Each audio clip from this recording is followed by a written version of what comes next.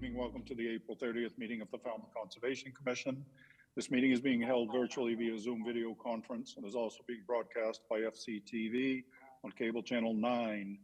As this meeting is being recorded by Zoom, in theory, and broadcast by FCTV, please be cognizant of what you say, how you say it, what can be seen and heard in your background.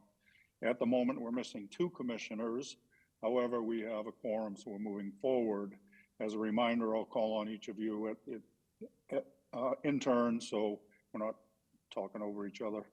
And that all votes have to be done by roll calls. So when I call your name, please state your name and your vote for the record, even if you've made the motion or the second. To our public attendees, at any time during this meeting, you may enter any comments or questions via the chat function. At the appropriate time, they will be read into the record. If, as an attendee, you'd like to participate in a particular hearing, let us know via the chat function. Then at the appropriate time, you'll be promoted into the hearing as a participant. When you are selected, you must have your video enabled.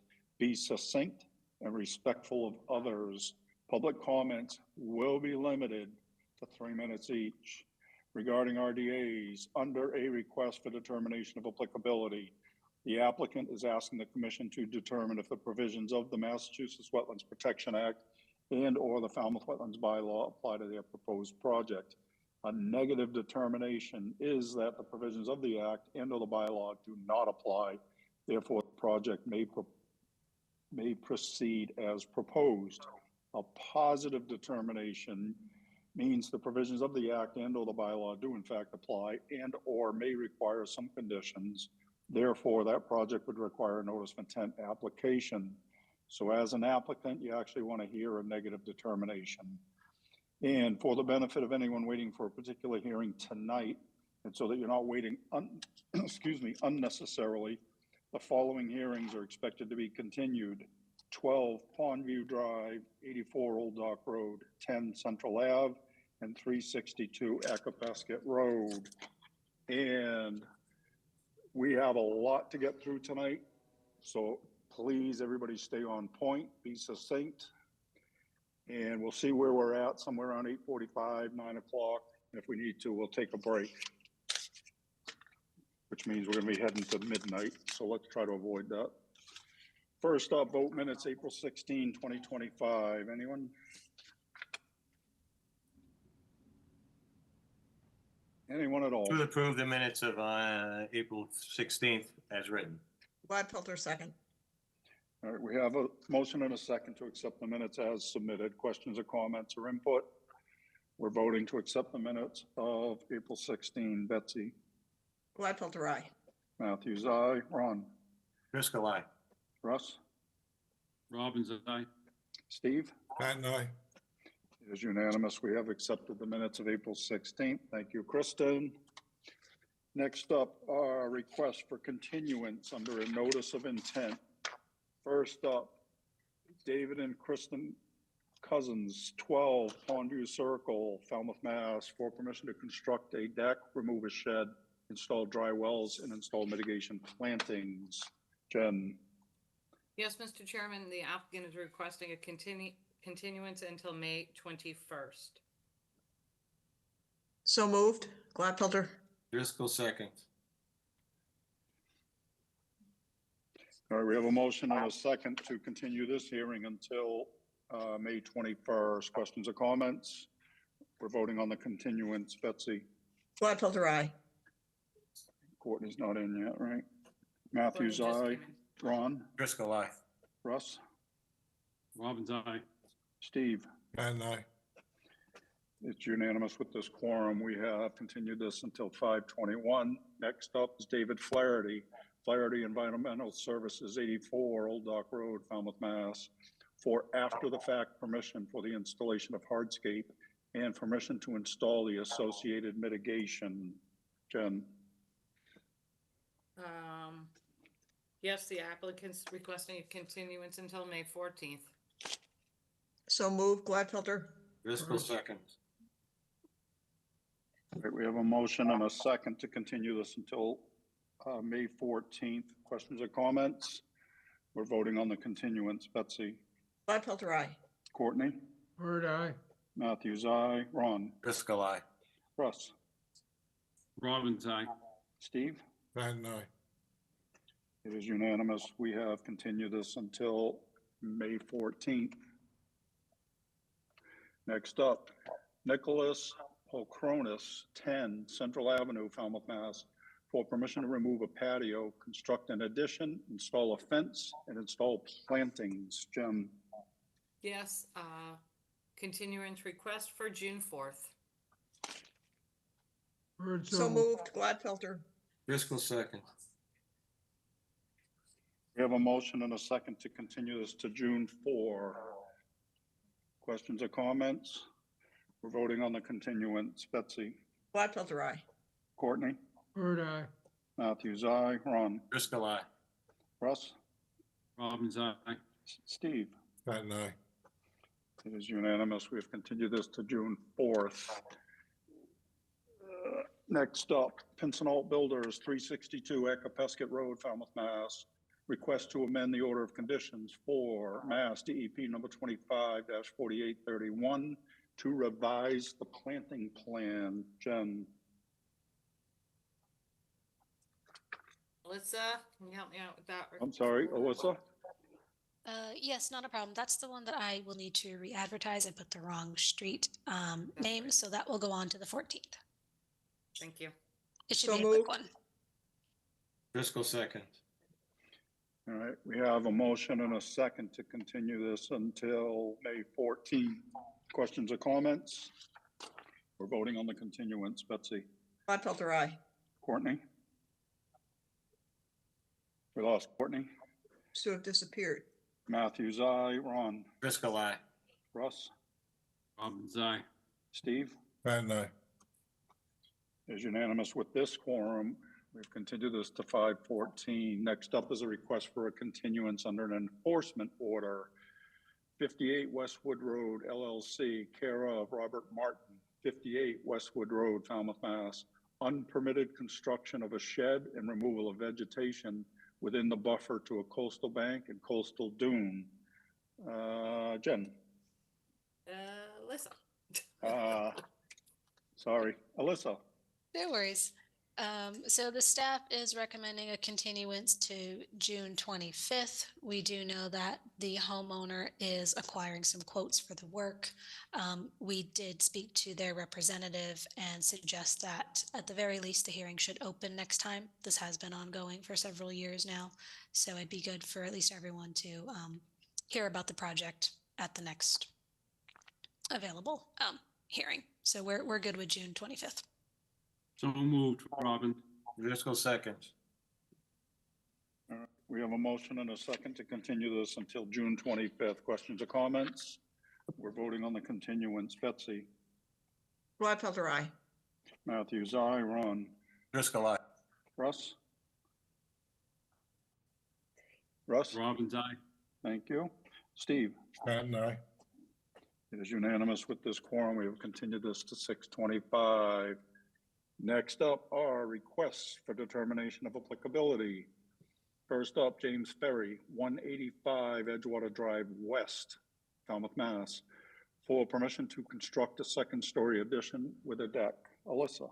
Staff recommends a -3 under the state and a -2 under the bylaw. Resource area boundaries are not confirmed.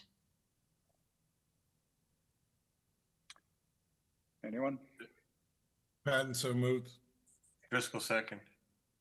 All right, we have a motion and a second to accept staff's recommendation. Questions or comments? We're voting. Betsy? Gladfelter, aye. Matthews, aye. Ron? Driscoll, aye. Russ? Robbins, aye. Steve? Patton, aye. It is unanimous with this quorum. We have accepted staff's recommendation. Next up, Lee D. Couteau, trustee, Shanklin Family Real Estate Trust, 663 Minot Road, Falmouth, Mass, for permission to install a fence. Alyssa? Staff recommends a -3 under the state and a -2 under the bylaw. Resource area boundaries are not confirmed. Driscoll, so moved. For second. And we have a motion and a second to accept staff's recommendation. Questions or comments? We're voting. Betsy? Gladfelter, aye. Matthews, aye. Ron? Driscoll, aye. Russ, Robbins, aye. Steve. Mr. Patton? Thumbs up? Patton, aye. Thank you. I don't know if that was on your end or my end, but sorry. It is My unanimous end, with this sir. quorum. We have accepted staff's recommendation. It's all good. Next up, James B. and Mary E. Knox, 24 Eric Clausen Lane, Falmouth, Mass, for permission to install mitigation plantings in accordance with Mass DEP number 25-2002. Alyssa, Staff recommends a -2 under the state and bylaw. Resource area boundaries are not confirmed. So Driscoll, moved, so moved. Robbins. Is Courtney. Driscoll, second. We have a motion and a second to accept staff's recommendation. Questions or comments? All right, we're voting. Betsy, Gladfelter, aye. Matthews, aye. Ron, Driscoll, aye. Russ, Robbins, aye. Steve? Patton, aye. Is unanimous with this quorum. We have accepted staff's recommendation. Next up, John Merlazina, 15 Beach Street, Falmouth, Mass, for permission to repair a failed sewage disposal system. Alyssa, Staff recommends a -3 under the state and a -2 under the bylaw. Resource area boundaries are not confirmed. Driscoll, so moved. Robbins, second. all right, we have a motion and a second to accept staff's recommendation. Questions or comments? All right, we're voting. Betsy, Gladfelter, aye. Matthews, aye. Ron, Driscoll, aye. Russ, Robbins, aye. Steve? Patton, aye. It is unanimous with this quorum. We have accepted staff's recommendation. Next up, Dana and Sophia Bartholomew, 58 Juniper Drive, Falmouth, Mass, for permission to reconfigure a driveway and to install patios, a spa, and gravel paths. Alyssa, Staff recommends a -2 under the state and bylaw. Resource area boundaries are not confirmed, and this project solely takes place in an AE flood zone. Driscoll, so moved. Robbins. Driscoll, all second. right, I like that. We have competition for motions and seconds, always a good thing. So we have a motion and a second to accept staff's recommendation. Questions or comments? We're voting. Betsy, Gladfelter, aye. Matthews, aye. Ron, Driscoll, aye. Russ, Robbins, aye. Steve? Patton, aye. It is unanimous with this quorum. We have accepted staff's recommendation. Next up, continued requests for determination of applicability. Daniel Hickey, 368 Edgewater Drive West, Falmouth, Mass, for permission to pump dry, fill and abandon, or remove a failed cesspool and to install a new Title V sewage disposal system. Alyssa, Staff recommends a -3 under the state and a -2 under the bylaw. Resource area boundaries are not confirmed. Driscoll, so moved. Felter, second. Robbins, second. all right, we have a motion and multiple seconds to accept staff's recommendation. Questions or comments? We're voting. Betsy, Gladfelter, aye. Matthews, aye. Ron, Driscoll, aye. Russ, Robbins, aye. Steve? Patton, aye. It is unanimous with this quorum. We have accepted staff's recommendation. Thank you to the staff for all that. Next up are requests for hearing under notice of intent. All hearings of the Falmouth Conservation Commission are held simultaneously under the authorities of the Massachusetts Wetlands Protection Act and the Falmouth Wetlands Bylaw. Although a single decision of the commission is issued, it represents a separate decision under each authority. As a reminder, for public commenting is limited to 3 minutes. So I encourage you to stay within the purview of this board, which are the rules and regulations of the Wetlands Protection Act and the Falmouth Wetlands Bylaw and how they pertain to a particular application. The chair reserves the right to stop any commenting that is disparaging or inconsequential to the hearing. First up has been previously continued. Second up, Secondusset Hills Association, Inc., 200 Secondusset Road, Falmouth, Mass, for permission to reconstruct a set of access stairs, replace decking on a walkway, and conduct beach nourishment. Jim? Yes, Mr. Chairman, I am promoting Mike Borselli up to present his project. Excellent. And I see Courtney's back in. Yeah, sorry about that. No worries. Mr. Borselli, good evening. You're up, sir. Good evening, Mr. Chairman, members of the commission. For the record, Mike Borselli, Falmouth Engineering, and I represent the applicant, Saconaset Hills Association. With your permission, I'd like to share my screen. Yes, sir. The Saconaset Hills Association owns a beach parcel where the association beach is located at the very end of Saconaset Road. I'm going to zoom in on that area on this plan. At the very end of Saconaset Road is a paved parking lot. You've reviewed a couple of applications on other projects here, most recently a project to improve drainage on the parking lot. This property is the beach parcel. The wetland resources of note include land under the ocean at Buzzards Bay, a coastal beach, a coastal dune, and land subject to coastal storm flowage. There are a couple different flood zones. I've shown on this plan in red the existing walkway over the dune and some stairs. If you've been to the site, you've noticed that the dune has eroded and there's a fairly abrupt escarpment and the stairs were undermined. They have been sort of just temporarily supported for safety, but the plan is to remove the stairs and rebuild them. The walkway from the parking lot over the dune is fine, except they'd like to replace the decking. And also, they're hopeful that you can give permission to do some beach nourishment to try to soften the slope and add a little bit of more compatible beach sand at that escarpment. I have a typical cross-section shown on my plan that highlights how we intend to do this. It'll be elevated over the dune, and then there'll be stairs and a landing, and then stairs down, and you can see where we're proposing some beach nourishment just in the area where the slope is very abruptly eroded. We show an access from the parking lot through down. The machinery would be limited to a rubber track mounted skid steer. It's a fairly small machine with low displacement on the ground. The material would be dumped in the parking lot and bucketed over across the beach. I got a staff report, and the staff comments were as follows. Staff recommends the construction access is also restored with shrub material in addition to beach grass. That's fine, and we're more than happy to accept a condition for that. There was a question, will any mats be placed on top of the dune for construction access? Due to the light weight of the equipment and rubber tracks, we don't think it's necessary. That vegetation's pretty resilient. It'll just sort of bend over and spring back. But if you are concerned and you would prefer mats, we could certainly accept the condition. It may be more, it may not change any impact to that vegetation. It's pretty resilient. A lot of it's invasives.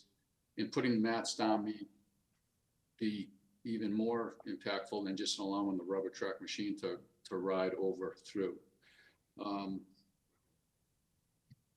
There was a comment about some vegetation that had been cut over the years. So I will make my client aware not to do any cutting without permission. This is also in MESA priority habitat, and we filed with MESA, but we have not yet heard comments. So I don't know that I don't believe you can actually close the hearing, but I thought I'd open it, take questions, hopefully resolve any other matters and continue it. I'm hoping just for the purpose of getting the letter from MESA due to the priority habitat. With that, I'm happy to take questions. Thanks, Mike. Jen? Yes, Mike, thank you for answering the staff's questions. Most likely, you're going to you potentially will have a time of year restriction on this because plovers have been not recently, but historically seen at Woodneck right over the channel. So you may have that time of year restriction on there. That would come from MISA. That would come from me, so yeah. Yep. But that's it. I don't have any further questions, except Mike, please tell the association to stop cutting. Yep, I'll make sure to pass that along. Thank you. All right, Alyssa. No comments, thank you. All right, commissioner comments or questions? Betsy, No comments or questions. Thanks, Mike. Courtney, I have kind of an issue with this because that whole channel is armored all the way back. And basically what's happening is the channel wants to scour right up on that revetment and that's there. And so putting a set of stairs down there, that doesn't think makes much sense. People can certainly go down to the end of the parking lot and access the beach and then walk around if they want to sit there if there's any sand. But that whole side is eroding away, so you're kind of fighting Mother Nature. That's my comment. I could share my screen and point something out if it's appropriate, Mr. Chairman. yes, sir. I'm aware of the revetment, and just for reference, the riprap on the creek is over here, and then the beach, because of the way that the creek flows, it flows out and it's creating like a delta out here. So we're north of the riprap. We're in the same exact place where the existing stairs are. So these aren't new, and they're sufficiently away from the edge of that riprap where we don't see that as an issue. This is like the only access that's been historically there for decades, and all we're trying to do is rebuild it and add some beach nourishment. Yeah, okay. I'm just concerned that it's not a long-term thing because of the way the channel wants to scour that out over there. Mm-hmm. And, that whole marsh air exit is heavily armored and seriously altered, and that impedes on the flow coming in and out. But, that's my comment. I'm not opposed to it. I mean, I just think it's a fruitless exercise. Understood. All right, you good? Yeah. All right, so Mike, just to be clear, this is to replace in kind. Yes. Thank you.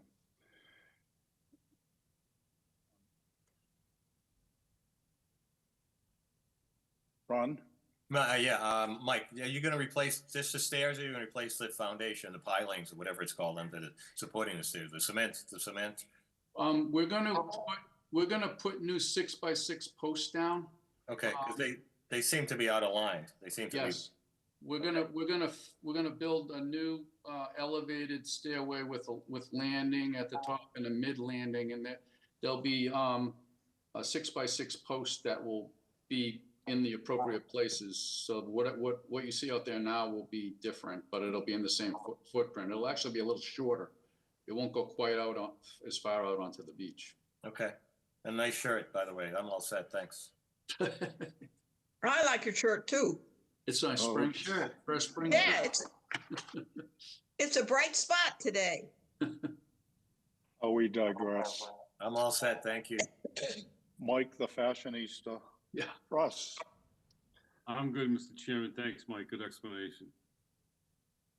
Steve? Yeah, I'm all set. Thank you.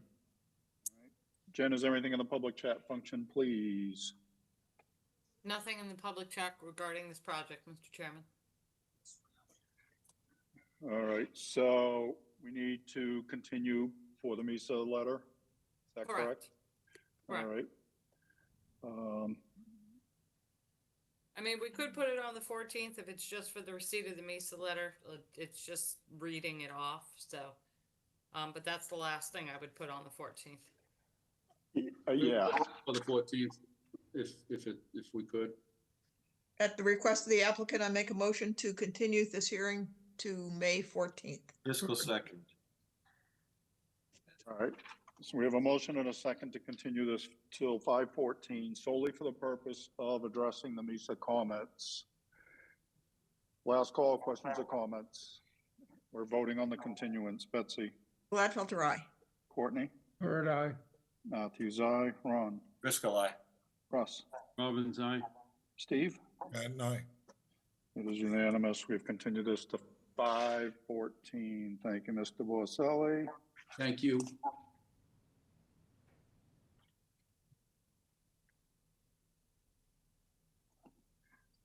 Next up, Michael No, MCN Construction, 205 Lakeshore Drive, East Falmouth, Mass, for permission to install a landscape wall, remove an unpermitted dock, reconstruct the existing deck, install access stairs, replace a portion of existing pavement with crushed stone, install a patio. Jen? Yes, Mr. Chairman, Mike Borselli is still with us to present the next project. Mr. Borselli, you Thank are you. up, sir. Thank you again. And just for the record, Mike, I think I implied that I want everybody to fly through everything, and I didn't mean to rush you. That wasn't my point. I just don't want to go on about silly stuff we don't need to. I want to fly through it too, just as much. Excellent. Just didn't want you to feel rushed. You're Not up, sir. rushed at all. If I could, Mr. Chairman, I'd like to share my screen. Yes, sir. Again, for the record, Mike Borselli, Falmouth Engineering, and I represent the applicant. The property is at 205 Lakeshore Drive.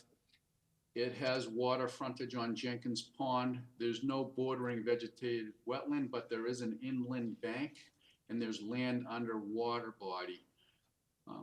This area is also in a municipal zone 2 for a public well. Your regulations about no disturbance zones stipulates that if the wetland in question's in a zone 2, then the typical 50-foot no disturbance zone is increased to 100. So we showed it that way. There was some questions about that from staff, and I think I got that right. If I have it wrong, I have it wrong in a more conservative way, but I think I do have that right. So we showed a 100-foot buffer from the inland bank. There's an existing single-family dwelling, driveway, and there was a deck shown on this plan. The contractor, who is my client representing the owner, has initiated interior renovations to the house. And one of the things that isn't really an interior renovation, but was in dire need of replacement was the deck. And I think he got a little ahead of himself. Staff's aware of this. He removed the deck prior to getting permission to remove the deck. We're here tonight asking to rebuild the deck that he already removed. In addition to that, there's a little bit of a grade under this deck.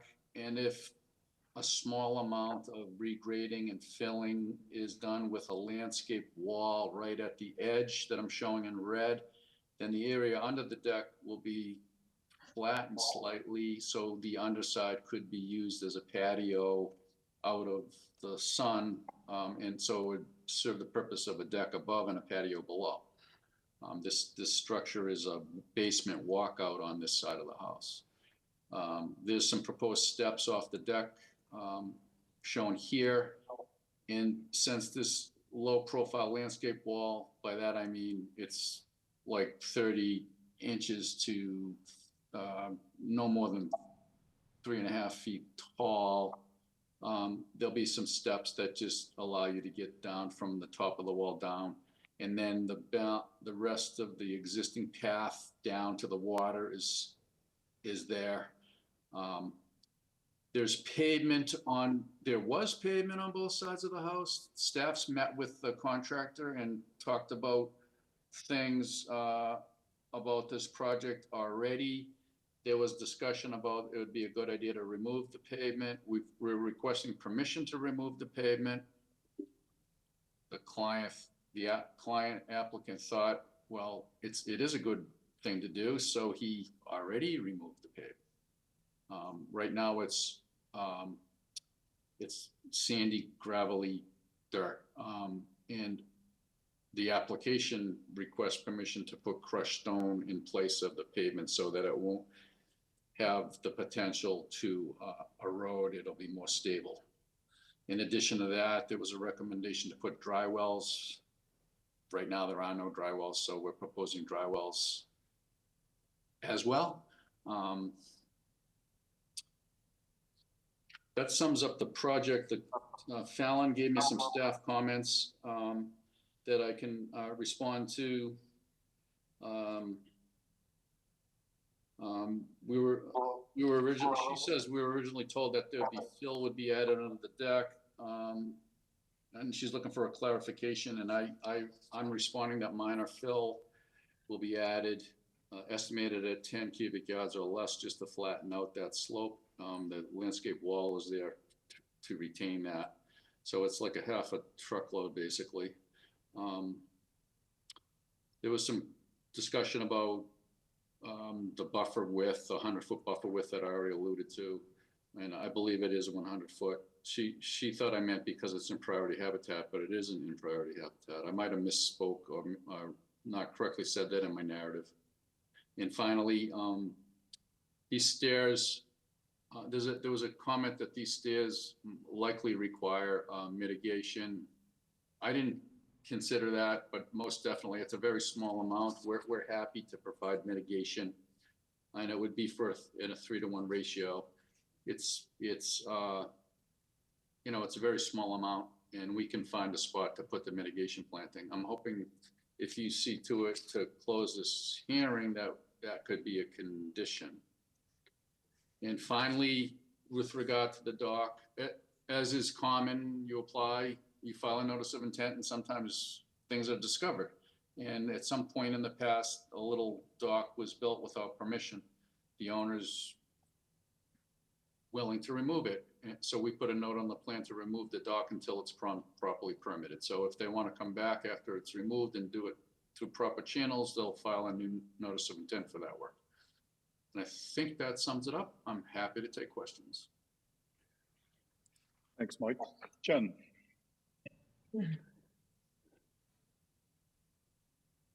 You're muted. Or...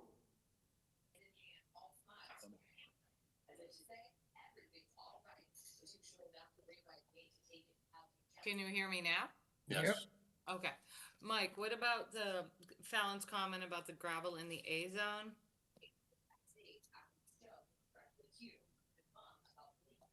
Can you refresh my memory on that? It just says gravel within the A buffer zone is considered impervious surface.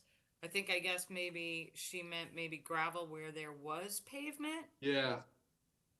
So we're going from pavement to gravel, so that's kind of a wash. Right. I know this isn't your plan, but the lack of the normal mitigation calculations kind of, you know.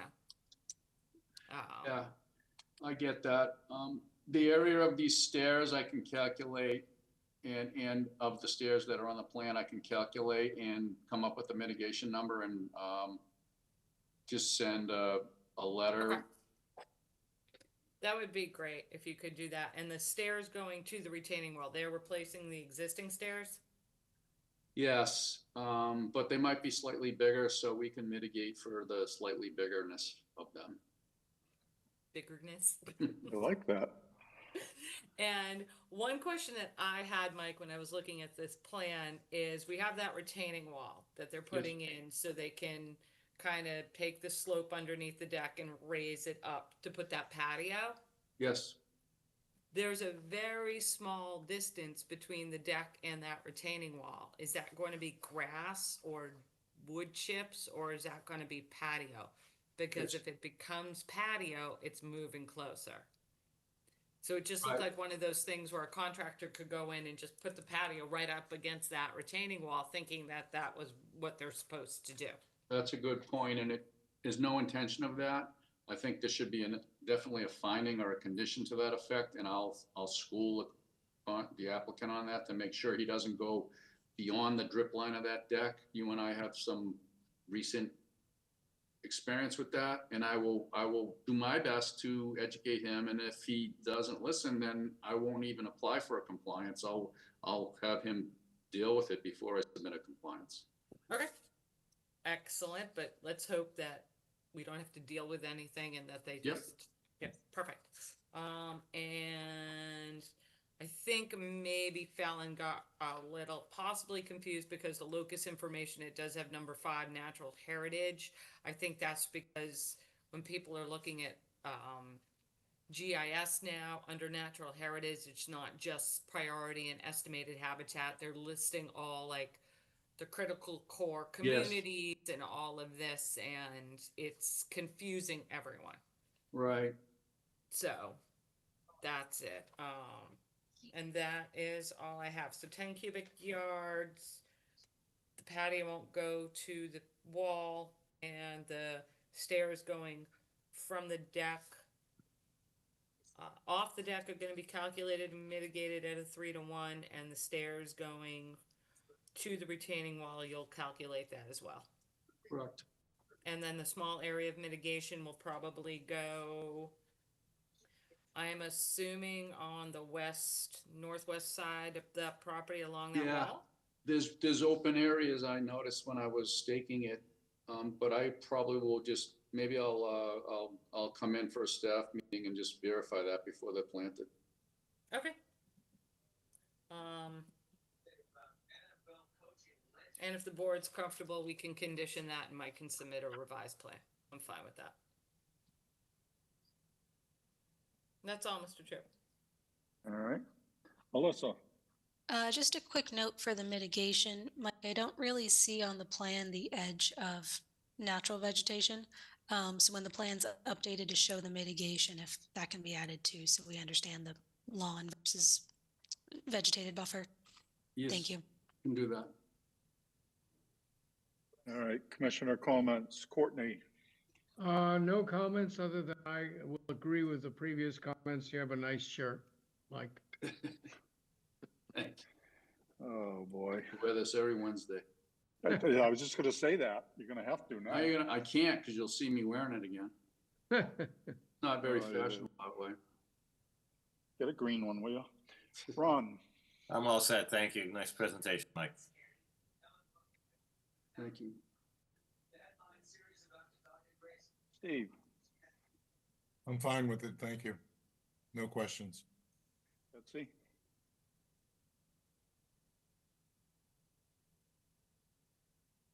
No comments or questions. Thanks, Mike. Thanks, Jamie. All right. Jen, is there anything in the public chat function, please? Mr. Chairman, Sir?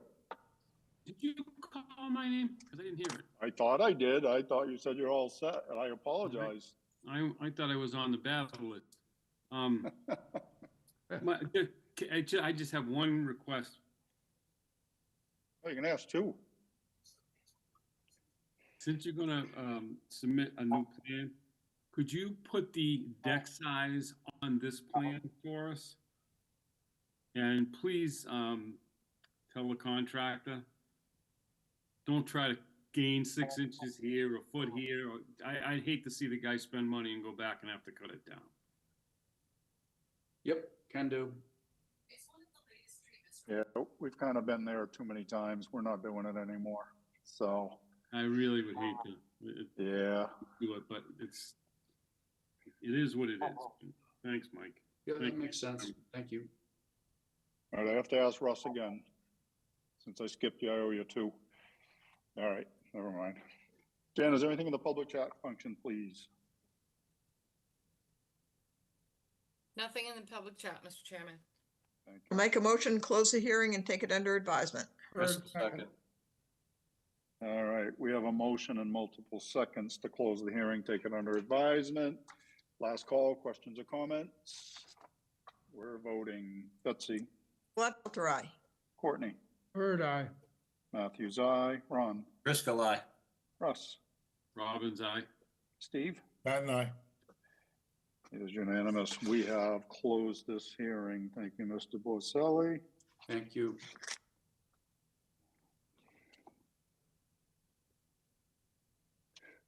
All right. Next up, Chris Lohman, Barletta Cape Properties, 19 Noshon Circle, Falmouth, Mass, for permission to reconstruct the existing pier. Jen. Yes, Mr. Chairman, I have promoted Chuck Rowland up from Cape and Islands Engineering to present his project. Excellent. Chuck, you're up, sir. Good evening, Chuck Rowland, Cape and Islands Engineering. I am representing the owners of 19 Noshon Circle. I have before you a fairly straightforward project, which to be honest is probably a first for me, at least in front of this board.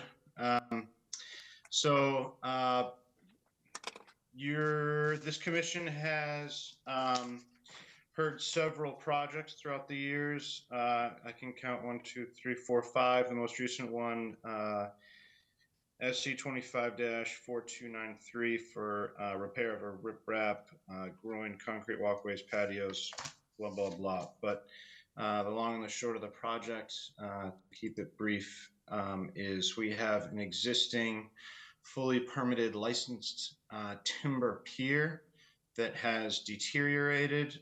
The timber pilings are no longer structurally sound. Chuck, forgive me. You're not sharing. I don't know if you intended to. Oh, so close yet so far away. You know, you're not getting out of it scot-free, so forget it. Now, let me know when this pops up. You're up. You're good. Thank you very much for pointing that out. But these are the pilings that have deteriorated that I show in the section in the profile view. And I have a zoomed in portion of what is being replaced right here. So this is an existing / proposed plan because we're replacing everything in kind. There are very small areas where we think that we can drive pilings back into place with the rocks in the area. And I have also dimensioned the timber pier so that way, unlike other projects I've been in front of you for, it will get put back in the same dimensions. So with that, I'm happy to take any questions. Thank you, sir. We can stop sharing. Jen. No questions, Mr. Chairman. Alyssa. No comments, thank you. Commissioner comments and questions. I have none. Ron. I'm all set. Thank you. Russ. I'm all set, Mr. Chairman. Yeah. Steve. Mr. Chairman, I have to admit, I didn't do a site visit because of the simplicity of the plan. I felt I would just be gawking. And I do enough of that in my site visits. So I have no comments. Thank you. Let's see. Excellent presentation, Chuck. Other than that, I have no questions. All right. Courtney. No questions. Jen, is there anything in the public chat function, please? Nothing in the public chat function, Mr. Chairman. I'll Chuck, make a I'm motion. sorry I didn't time that because that might have been a new record. I don't know. I'll make a motion to close the hearing and take it under advisement. Just a Third second. Ooh. We have a motion in multiple seconds to close the hearing. Last call, questions or comments? We're voting. Betsy. Gladfelter, aye. Courtney. Bird eye. Matthews, aye. Ron. Driscoll, aye. Russ. Robbins, aye. Steve. Pat and I. It is unanimous. We have closed this hearing. Thank you, Chuck. Thank you. Have a good night. Have a good night, Chuck. All right. Next up are continued requests for hearing under notice of intent. First one has been previously continued as the second. Brings us to Linda Quinnell, 44 Shaker Lane, Falmouth, Mass, for permission to pump dry and abandon the existing sewage disposal system and to install a new Title V sewage disposal system. Jen. Yes, Mr. Chairman, I am promoting Glenn Harrington to present the project. All right, if I could, just before you do that, this is a continued hearing. They hadn't been open, so the quorum is all of us tonight.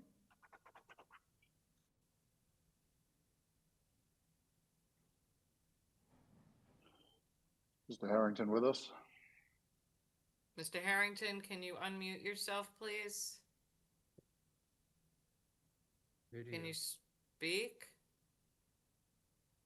Wonder. Mr. Harrington, do me a favor. If your phone number is 774 and ends in 813, can you use the raised hand function, please?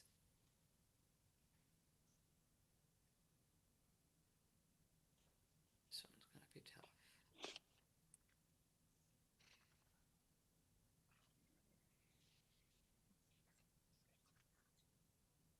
Okay, thank you. Okay, allow.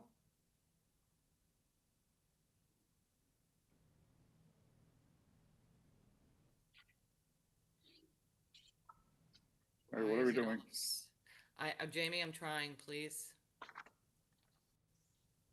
I did not know this was going to be an issue tonight, so I found out at 7 o'clock.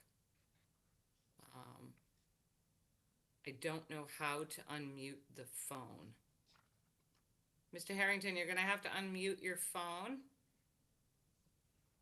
And I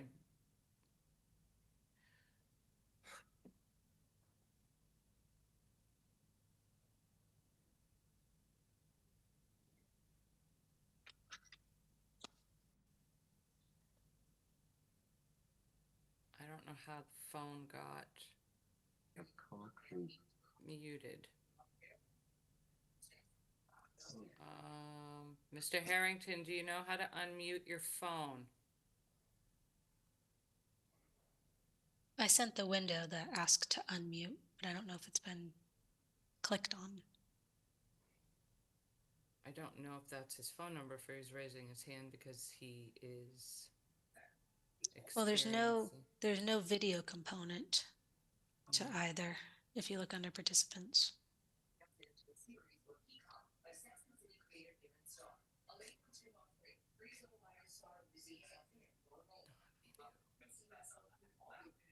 Mr. Chairman, could we table this and Yeah, let's table. Mr. Harrington, we're gonna have to table you until we figure this out, so hang tight. I'm gonna move you back into attendees. Okay, I'll make a motion to table this hearing for now. Bird Second. second. Robbins? We have a motion and a second to table this hearing. We're voting on tabling. Betsy? Gladfelter, aye. Courtney? Bird eye. Matthews, aye. Ron? Driscoll, aye. Russ? Robbins, aye. Steve? Pat and I. It's unanimous. We have tabled this particular one. We'll come back to it. Next up is John and Lisa Almquist, 43 Neves Way, Falmouth, Mass, for permission to reconstruct a dock. And I have a note that the quorum is all of us tonight and that there was no DEP number.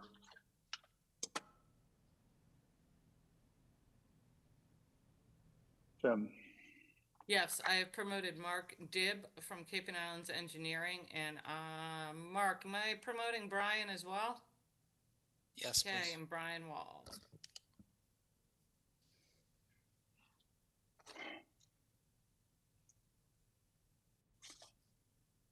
All right, Mr. Dibb, you're up, sir. Good evening, Mark Dibb with Cape and Islands Engineering, and I am actually going to let Attorney Brian Wall start the presentation, assuming he connects. Mr. Wall, you're up, sir. Thank you, Mr. Chairman. Things have gone a little bit faster than I thought, so thank you very much. Mr. Chairman, I'm here tonight together with Mark Dibb representing the applicants, Mr. and Mrs. John and Lisa Almquist. And as the commission might remember from just a couple of weeks ago, this is an application seeking permission to reconstruct and relocate an existing dock at 43 Neves Road in East Falmouth. At the end of the last hearing, the applicant requested a continuance in order to consider some of the comments that the commission had made and to revise the proposed project plan. And in the interim, Mr. Dibb has prepared a revised plan and we submitted that I've also submitted a letter addressing some legal matters, which I'll talk about in just a second. And my letter includes 3 letters from neighbors in the area, which again, I'll talk about in 1 second. I'd like to make 3 points, and then I'd like to turn it over to Mr. Dibb to talk about the revised plans. The first point I would like to make has to do with the burden of proof. We are taking the position that there was an existing dock at this property. And again, last time we submitted an aerial photo. And also there is the fact that the dock itself is still in the water. And in the interim, we've submitted the letters. And what I'd like to politely do is remind the commission of what the burden of proof in this matter is. If you look at the DEP's regulations and the Falmouth regulations, they're fairly consistent on this point. And what it means is that the applicant has what's called the burden of proof and also the burden of production. And the burden of proof means that the applicant must demonstrate compliance with the regulations and performance standards.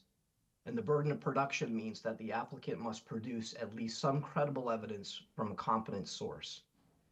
And the applicant's position in this matter is that the dock predated the Wetlands Protection Act and the Falmouth Wetlands Bylaw. So when you apply the burden of proof and the burden of production, it requires that the applicant produce to you, the commission, credible evidence in support of this position. And again, as I mentioned at the last hearing, there was an aerial photo from the early 70s showing that the pier was there. And there was also the fact that the pier is still in part in the water. The letters that you did not have the last time, that you do have this time, are from neighbors who have properties proximate to this particular property, and they have been there throughout the history of the dock. And what the letters essentially say is that the pier was built at or about the same time as the house was built, which was in 1970. The letters also provide evidence regarding the dimensions of the pier. Our contention is that what remains in the water is part of what the pier was, but not the entire pier. And the letters provide evidence as to what the pier used to be. Finally, the letters provide evidence that the dock fell into non-use because the owners were advanced in age and because the wife had fallen ill and the husband was taking care of her. So we would suggest to the commission that these letters are from eyewitnesses with personal knowledge and are therefore credible evidence from a competent source, and that when the letters are combined with the aerial photo and the existing dock in the water, we contend that we've sufficiently established that there is a pre-existing dock at this property and that it predated the Wetlands Protection Act and the Falmouth Wetlands Bylaw. The second point I'd like to address is abandonment. There were some comments at the last hearing that the prior owner abandoned the pier, and these comments were based essentially on the fact that the pier was in non-use and obviously the condition of the pier, that it is not what it once was. It's obviously in a state of disrepair. However, in land use regulations such as wetlands and zoning, the courts have told us that abandonment requires more than mere use. It also requires what's called intent to abandon. And in this case, our contention is that there may be non-use of a pier, but there's no evidence whatsoever that the prior owner intended to abandon the pier. And I have a little parable to kind of demonstrate this particular point. A good friend of mine going back to college actually inherited a classic car from his father when his father passed away. And the car is not roadworthy, it's not operable, and it's in need of restoration. But unfortunately, my friend a couple of years ago had a stroke, and he's not capable of working on the car right now, and he's a little bit financially distressed. But he understands that the car still has value, and so he's keeping it. It's covered with a tarp in his yard because he knows one day he might be able to restore that. And if he can't, he can sell it. The same concept applies here. The prior owner knew the value of a pier, and that's why he kept it in the water. And indeed, Mr. Almquist, when he looked at the property, this was a very important aspect to him. He is a boat captain, and he does a lot of boating, including with his grandkids. And when he was looking for a property in Falmouth to purchase, he looked at this because of the dock. He did his due diligence, including visiting the office of the commission, and he bought the property because of that existing pier. So we would respectfully suggest to you that although the pier was in non-use, it was not abandoned. And finally, my last point before I turn it over to Mark is I want to talk about the miracle at Cana.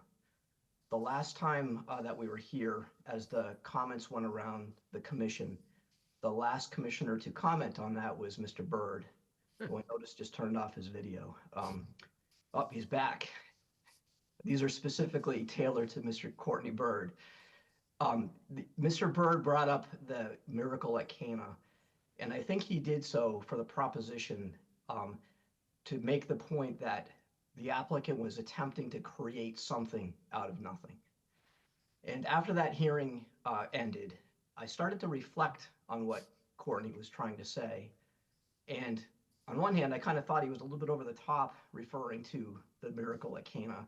But the more I thought about it, I thought he was right. However, I think he was right for the wrong reason.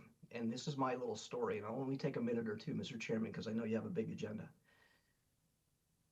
The miracle at Cana does not stand for making something out of nothing. If you know the scripture, what happened was Jesus and Mary were at a wedding. I think it was a relative's wedding. And the party was going on. And what happened was the wedding ran out of wine. And so Mary said to Jesus, "Can you do something about this and make some wine?" And Jesus didn't snap his fingers and create wine out of nothing. What he did was he called the head waiter over and said, "Bring me 7 large jugs of water." And I think these jugs are much more than jugs on the table. They were large containers of water. And then Jesus proceeded to turn that water into wine. The other part of the miracle at Cana story is that the host served the wine and then came back to, the head waiter served the wine and came back to the host and said, "You know, most hosts serve the good wine first and then serve the cheaper wine later when everyone's kind of tipsy and doesn't know the difference. But you've actually waited to serve the best wine last." And here's how this ties back to our project. We are not turning something, we're not creating something out of nothing. The water is the pier in the water. It's the aerial photo and it's the letters from witnesses to show that there was a pier there. And what you're going to hear from Mr. Dibb about our proposal to relocate the pier is that we're making it like the wine. We're making it better than the pier that was there before, because by relocating it slightly, we're actually making the pier more compliant with your regulations and better for the environment. So I want to hand it to Courtney for making me think about it, because again, I think he was right to refer to that miracle at Cana because it's applicable to this particular story, just not for the reason that he thought. So having said that, I'm available for questions, but I'd like to turn it over to Mr. Dibb to go through some of the revisions and talk about the dimensions of the pier and other matters that are relevant to the performance standards. All right, Mr. Wall, the troublemaker. All right, Mr. Dibb, you're up, sir. Good evening again, Mark Dibb with Cape and Islands Engineering. With your permission, I'd like to share my screen.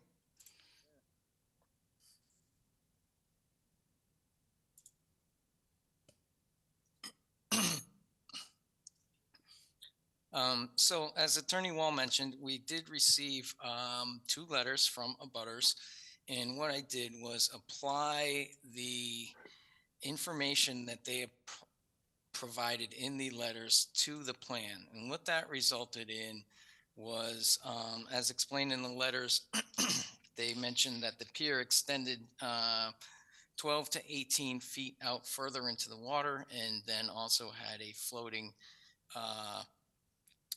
floating section at the end, so a float at the end. So what this means we had already known from the aerial that there seemed to be an existing additional bent or 8-foot section, and then if it did have a ramp and a float, that would extend overall another about 18 feet out into the water with a 20-foot wide float. So we recreated that in gray. What we also did was in red dashed line work showed what would be required to get from the open piece of the retaining wall that serves as the access over to that existing pier. And we've documented those two quantities over on the existing pier summary. So the gray areas, both the pier and the existing stairs, are about 300 square feet, as well as a walkway to get there is another 102 square feet. So to rebuild the pier in kind in the same location is approximately 400 square feet. It would be traversing over the coastal bank and throughout this area. So what we've proposed is to shorten what we originally had shown on the plan to mimic essentially the existing pier, both in shape with a ramp and a float. We've actually reduced the float to within Falmouth's bylaw being less than 200 square feet. I'm sorry, less than 100 square feet. And overall also reduced the required footprint by about 36%. So we're coming straight from the existing break in the wallway, in the concrete wall, out to a similar shaped and length pier for the project. We're able to span from the existing wall over the coastal bank, so we can reduce impacts to the coastal bank. And just overall, we feel it would be a reduction in impacts over what would be required to rebuild the existing pier. So that is the current updated proposal for the pier. We did receive a couple questions in a staff report regarding the shellfish study, and we did update this study to meet the requirements in your regulations. You'll see there's many more transects and locations shown. We did clarify that density shown was listed in square yards of 0.27 per square yard, which is the same thing as a 9 by 9 foot area. As well, we did provide just per square foot, it's 0.02 square feet. So we did provide that information to staff today, just as a response. That is my presentation on the technical aspects of the dock redesign, and I'd be happy to answer any other questions. Thanks, Mark. Jen? Yes, Mr. Chairman. The staff's position remains unchanged from before. The aerial photo provided at the last hearing does not show a full dock. It shows a much smaller section. I'd like to remind the board this is a velocity zone. There is a prohibition about new docks and enlargement of existing docks in a velocity zone. The structure, if it was built in the 70s, doesn't have a Chapter 91 license, so it's not a properly permitted structure. It obviously hasn't been in use in a number of years. It's the current design before you tonight is not meeting water depth, so that's a problem as well. And although Brian did submit some affidavits and some letters, the board will have to weigh the credibility of those letters. These are supposed to be individual recollections of the size and structure of the dock, yet two of the letters are verbatim. They are worded exactly the same. So I'm wondering how that is individual recollections of what was on site. And that's all I have, Mr. Chairman. This would be enlarging a structure in a V zone that is clearly prohibited in your regulations. That's all. Alyssa? No comments, thank you. All right, so the question really comes down to whether we're willing to grandfather the existing. To me, that's what it comes down to. So if it predates state regs and local regs, would it still have required a chapter 91? Yes, You know what I chapter mean? 91 is independent of the Wetlands Protection Act, and it has been in existence since 1866. I remember that. Yeah, right. Okay. All right. Questions or comments? Ron?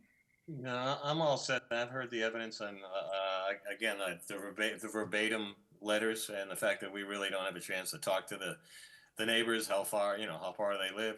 Have they seen it all? Have they been on the dock? Did they see it in use? Or is it just something on writing to hopefully get their neighbors a nice dock? That's all. Russ? I'm good, Mr. Chairman. Steve?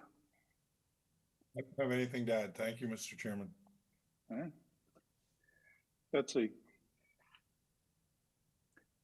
Betsy? I'm just going to come out right and say what Ron was implying was that these letters are not credible.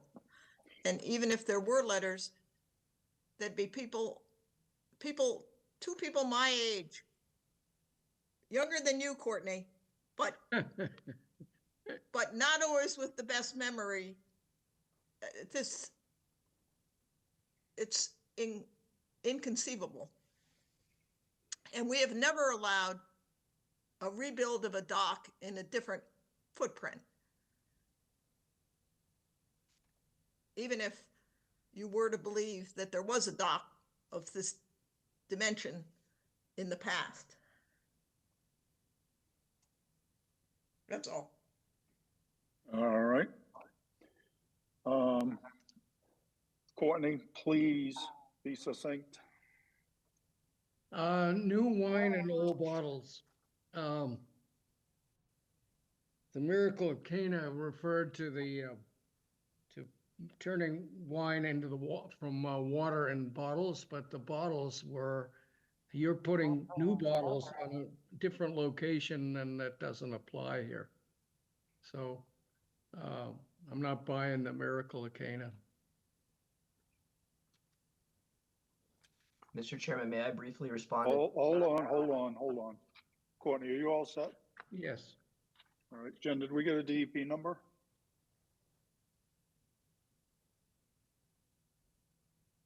Give me 2 seconds, I'll find out for us. I'll give you 4.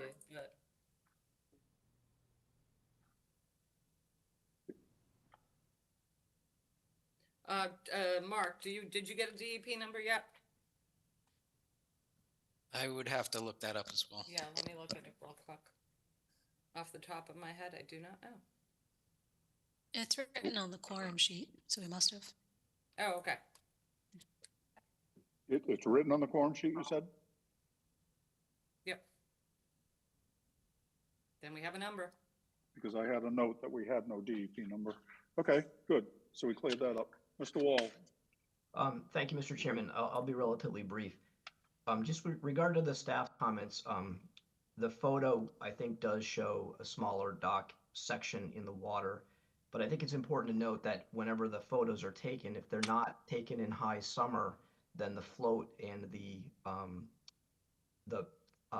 ramp are not in the water. So the photo may not have captured the full extent of the pier. Secondly, Chapter 91. Clearly, if there was a Chapter 91 permit, that would make our case that much stronger, because that would be strong evidence of the existence of the pier. But the absence of a Chapter 91 permit does not mean that we can't establish the pier. It just means that the pier wasn't properly licensed by the state. That's not an unusual event. Some of the older people on the commission might remember that back in the late 1980s and the early 1990s, there was an amnesty program because non-compliance with Chapter 91 was so prevalent. DEP created a program that basically allowed property owners to register their docks without penalty. And many people did that, but not everyone. So I think that's, I would put that under the category of the weight of the evidence, not necessarily a preclusion on our ability to prove the dock existed. And my last comment has to do with the verbatim letters. So let me explain. So after the last hearing, it was clear the commission was concerned that the evidence of the pier was not sufficient. So what we did was we canvassed the neighborhood. Mr. Almquist talked to his neighbors, and the neighbors said, "Oh, sure, yeah, I remember the dock. I've been here 30 years." And if you read the letters, the evidence, there's a foundation for their testimony. And for example, the property at issue is 44 Ned's Way. One of the letters is from 43. It's a direct neighbor. Another letter is from 39, approximate neighbor, and another one is from 2 Ned's Way. So what the letters show you are eyewitness testimony, recollections that are based upon their personal knowledge going back to 1970. And why are they verbatim? Because I helped the neighbors write the letters. I asked them questions. We took the evidence down. They read the letters and they signed the letters. So I would respectfully disagree with those commissioners that say that they're not credible. You may not consider them to be fully weighted, but I would submit to you that per your burden of competent evidence from credible evidence from a competent source, these letters fit the bill. In our cases, together with the aerial photo and the actual remnants of the pier, there's a sufficient case to show that there was a dock there beginning in 1970. I think the commission could feel comfortable approving this project. Hold on. You all set, Mr. Wall? Yes, Mr. Chairman, thank you. Betsy? Yeah, I had one more comment, and it refers to Brian's presentation with making better wine out of water. This might make the pier better for somebody who wants a pier here, but a pier in the velocity zone is definitely not going to be better for the environment. Even those letters testified that part of the destruction of the pier, of the little bit of pier that's left, was due to storms. So those are my comments. All right. Jen, is there anything on the, oh, sorry, Alyssa? I'm sorry, the quorum sheet lies. We do not have a DEP number. I looked it up. Oh, So okay. could you Thank you. repeat that? I was right? The quorum sheet lied. It's the wrong Mark, why wouldn't you have a name and DEP information. number by now? I know we've been continued for I think a month. I'm not sure why we wouldn't have one. Are we sure the application went to the state properly? It's listed on the DEP portal. There's Okay. just still no number. Okay, so we can't close it anyway. All right, so, Jen, is there anything in the public chat function, please? Not regarding this project, Mr. Chairman. You always scare me when you say that. I know. I just did that one just to get you. Waiting for the next hearing that's gonna blow up. Okay.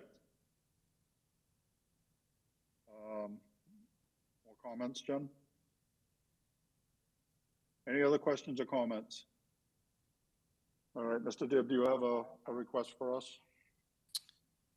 Yeah, I would like to request to continue to track down a DEP number. To, if we can, the 14th. You know, I think it would be just for that DEP number to present into the record. I'll just say, if all we're gonna deal with on the 14th is a DEP number or not, fine with that. So If all we're gonna any do- questions, comments, discussion, input, output, whatever you want, get it out now. Brian, are you okay with that?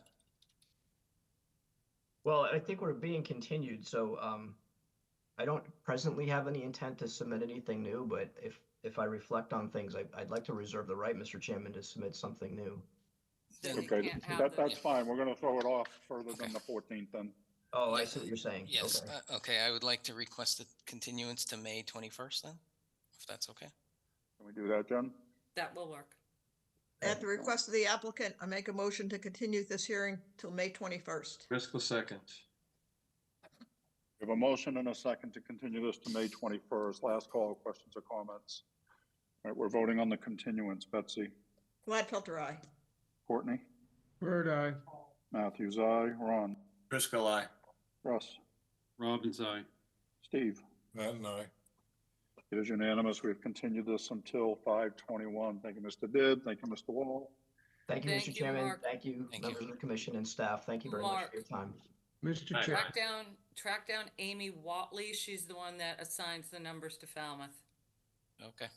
Mr. Chairman, for the record, I will, Hold on.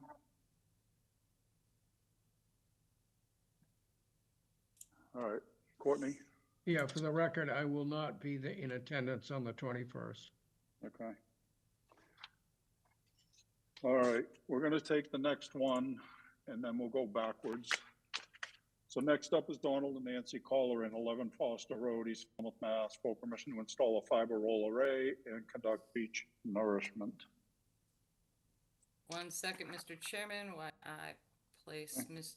Attorney Wall back into attendees and grab Mr. Borselli.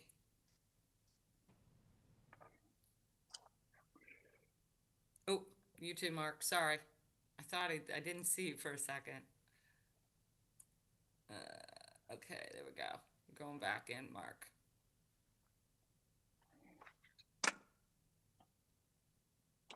Okay, where's Mr. Borselli? Okay, 1, 2, 3, 4.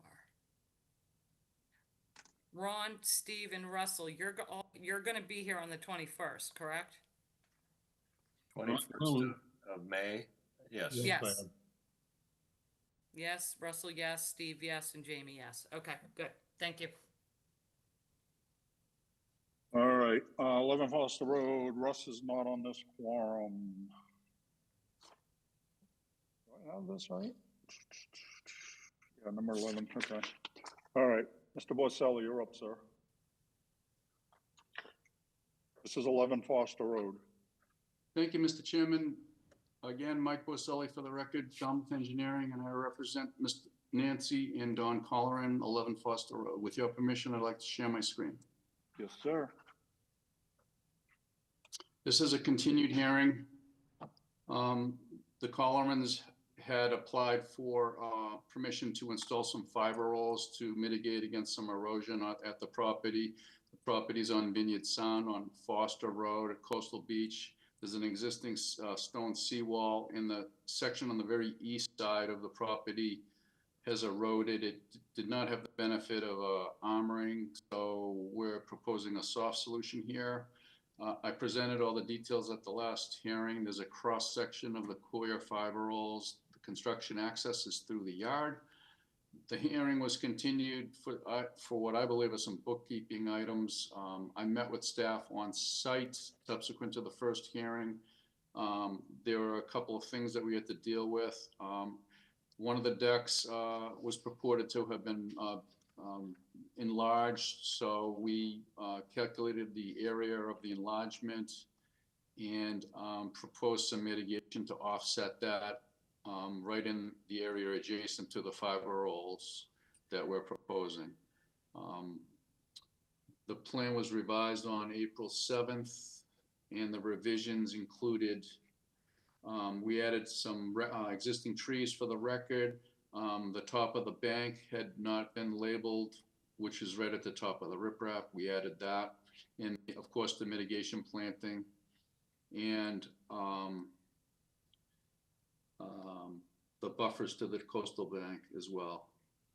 We're proposing mitigation, a mix of bayberry and beach plum, 3-gallon size, 4 feet on center in staggered rows in that area right adjacent to the coir fiber rolls. And that sums it up. I'm happy to take questions. There were no further staff comments. Thanks, Mike. Jen. No comments, Mr. Chairman. Thank you. Okay. Alyssa. No comments, thank you. All right. Commissioner comments and questions. Russ, we're starting with you. Oh, I'm sorry. You're not on it. Never mind. See, I'm just trying to make up from last time. Steve. Thank you, Mr. Chairman. I don't have any questions. Betsy. Nor do I. Courtney. Nor do I. I sense a theme. Ron. Yeah, Mike and staff, thanks for putting it all together, finishing up. Nice project. Thank you. Thank you. All right, Jen, is there anything in the public chat function, please?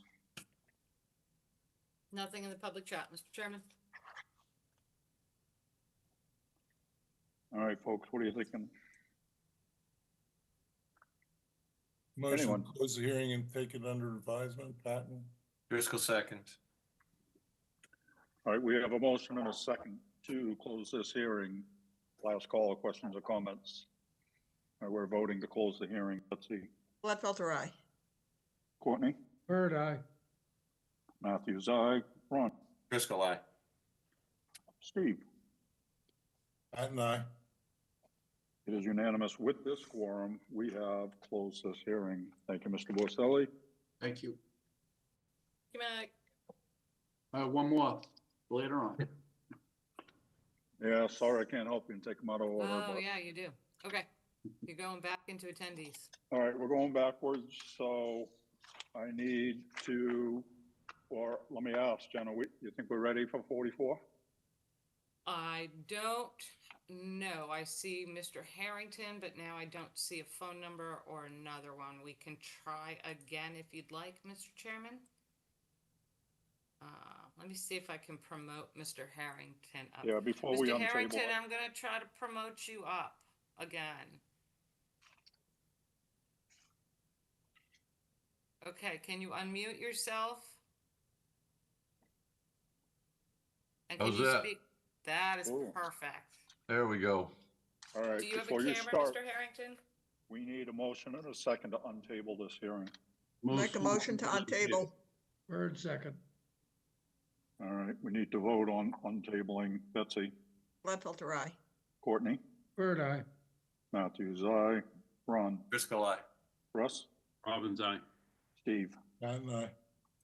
It is unanimous. We have untabled 44 Shaker Lane. All right, Mr. Harrington, you're up, sir.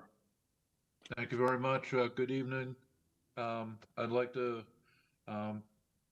present Title V plan for 44 Shaker Lane, representing the owners, the Quinnells. At this point, they have a failed septic system, and this is a proposed design plan to replace their existing failed system. The proposed system is a combination of an Advantex tank and a Nitrex tank. It's my understanding this will be the first one in Falmouth. The Board of Health did approve it on Monday. So there was staff comments after the first review. I did a revised plan and added those comments of the 14th, and new comments were issued on the 29th by staff. Those comments, well, the first set of comments also included the request for a land surveyor stamp. And so John Doyle reviewed the plan and stamped the plan. And during his review, we discussed the coastal bank, and I had not shown it at the back of the house where it was forced up against the deck and the side of the house. So this one staff comment was that the coastal bank delineation had changed. That was the reason. So it was with the land surveyor's input. How will the tank and Advantex treatment modules be installed, considering the location of the top of the bank, water line, electric line, and will the bank be disturbed? The proposed Advantex tank, and there is one treatment module that is set off to the side right now in the location of the existing septic tank. Right now, it's proposed that the existing septic tank be removed and the Advantex tank and the module be put in. I'm proposing a 40 mil liner to protect, it's within 10 feet of the water line. There is also a possibility that that treatment module may be installed on top of the tank, so that will decrease the distance or any potential impact of the bank I did put in the notice of intent that 20 feet of the bank may be impacted, but it would be reconstructed in the same manner and shape that it exists right now. But because of the sizable, it's a 2,500 gallon tank, and the necessary piping for the alkalinity tank and the Nitrix, and the Advantex filter module, there may be some impact of the coastal bank. The driveway will have to be cut to allow 2 lines to be brought across, and one is a gravity line that goes to the Nitrix, and the other is a recirculation line that goes from the distribution box back to the Advantex tank. And then the leaching facility is a bed of H20 flow diffusers with stone. The location of the leaching facility was relocated away from the underground electric line.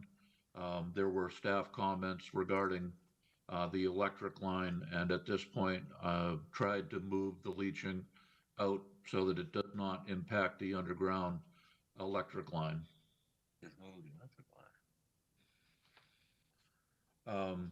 One of the staff comments was about the dock, and I do not have any further information about the dock.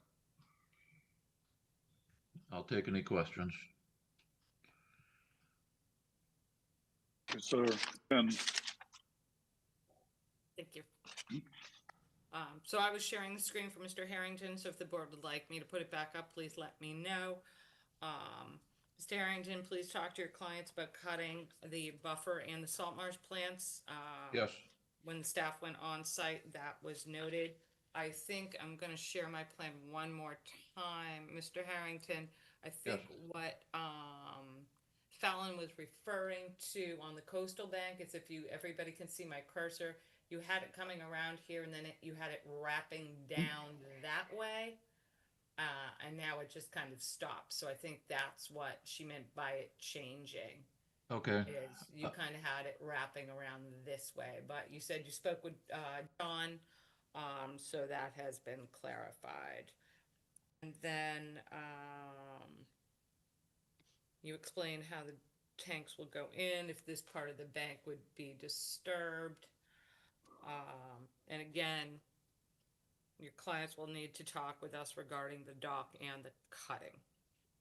But as far as the installation of the septic, I don't think we have any further comments. Thank you. Alyssa. No comments, thank you. All right, commissioner comments or questions? Betsy. No comments. Thanks. Courtney. No comments.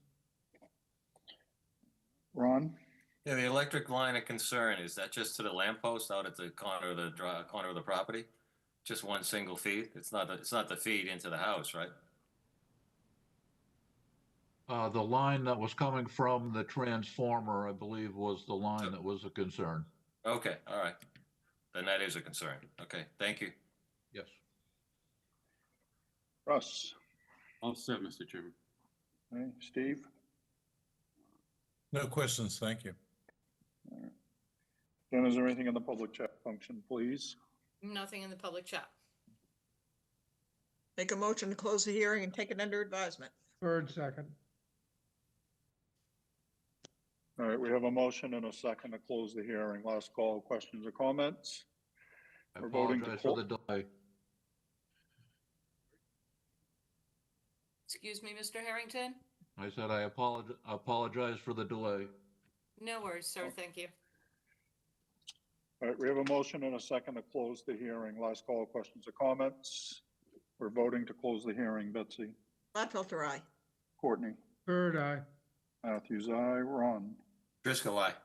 Russ. Robbins, aye. Steve. Steve. Give me a thumbs up. Patton, aye. Thank you. It is unanimous. We have closed this hearing. Thank you, Mr. Harrington. Thank you very much. Thank you, Mr. Harrington.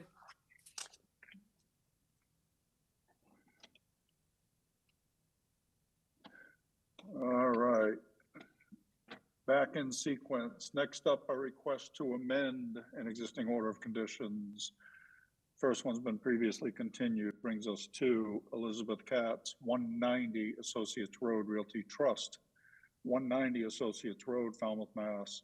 Request to amend the order of conditions for Mass DEP number 25-4833 to install a pool with a patio, construct a deck, remove the existing retaining wall, and install additional mitigation plantings.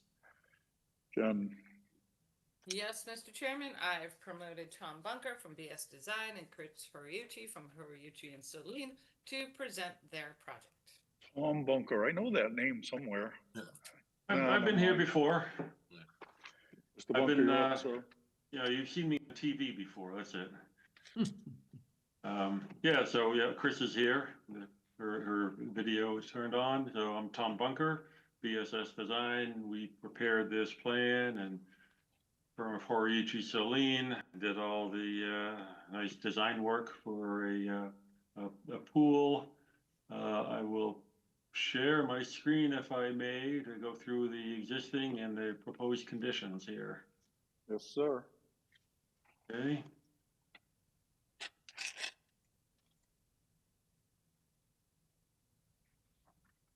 Okay, so this is to amend an order of conditions that was issued in 2023, in which case, well, let me get this bigger. Okay. So at that time, we prepared a plan to install a hot tub and patio and stepping stones up in this location on the north side of the house. And also a chain link fence around the property, which goes around there. And a lot of mitigation around here, all around the wetland side of the property. And so this was approved. Everything is not quite done. The only thing that hasn't been done is this walkway had been approved to be changed right here, and that has not been done yet.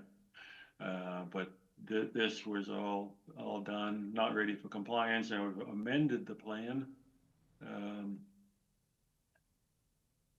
Basically changing the hot tub area, putting in a swimming pool. You can see on the existing plan, there's a retaining wall with stairs right in this location, which is about, close to 5 feet high. And so that wall, the stairs will be removed. I think I had that up, shown where that wall goes up. I can't really see it on this print, but that wall is basically in the same location, and then there's some stairs that go up into the pool location. And so the wall will be removed and replaced with no stairs in it. And then this area here, which on the existing stays around elevation 7, all the way up to the base of the wall, this area will be filled. I can take one step back. It's in the Falmouth velocity zone. The FEMA velocity zone is in this location here, and then the Falmouth velocity zone is right across here through the house. And so, and there's also the LIMWA, the limit of moderate wave action follows the delineation of this zone A back here. So there's moderate wave action here. And I'm not kept up with the changes in the wetland regulations and what's being looked at or not looked at. But anyway, the existing wall is not in the Falmouth velocity zone, and the proposed wall is not in the Falmouth velocity zone.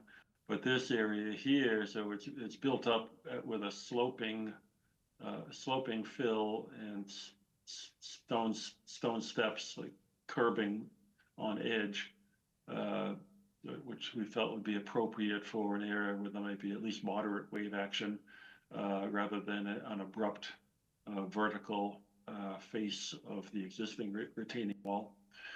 And then the swimming pool in this location, patio around it. Here is in the staff report, there'll be an enclosure around the air conditioning units. Here, and there's some deck and a shower rinse station in this location. So the existing, there's a deck. It's a little further back on the house. So the proposed deck here is 174 square feet in the Falmouth velocity zone. This structure right here. So we're adding that 174 square feet, which is less than 200, obviously. And the all of this patio and pool, the mitigation calculations come out to in the A zone, there's 277 square feet increase in zone A, which will require 831 square feet of mitigation. And in the B zone is increase in B zone is its mitigation is I have that in two numbers there, but it's the B zone is 1,448, so it's a total of 2,279 square feet from this change, and then the previous mitigation in 2023 is 1,085. Just showing that on the entire site, when we get then, it'll be 3,364 square feet of mitigation, including what was done before and what's now. And so that, get back to where we are here. Oh, there. So there's quite a bit. On the previous mitigation, it came up around here, right to the 10 feet from the deck. So the new mitigation is broken into two areas, 735 square feet of mitigation in this location. And then over here is another 1,544 square feet of mitigation going up here. Basically, the staff comments were about the location of the mitigation. The one was that there's some mitigation out in the zone B. And I don't think that's contrary to your regulations. And it says, we have to start by putting it in zone A, which we've done a lot of mitigation in zone A. And there's a little bit of mitigation proposed out here in zone A. The only time when all mitigation is required in zone A is when all of the increase in coverage is in zone A, and that's not the case in this where we are allowed to put mitigation in zone B. There are a few other places they've given up a lot of lawn in this location here, basically cut it in half, and a lot here too. So there is room to move it over, but I'm not sure it'd be required to move this amount of mitigation into the zone A. It could be done.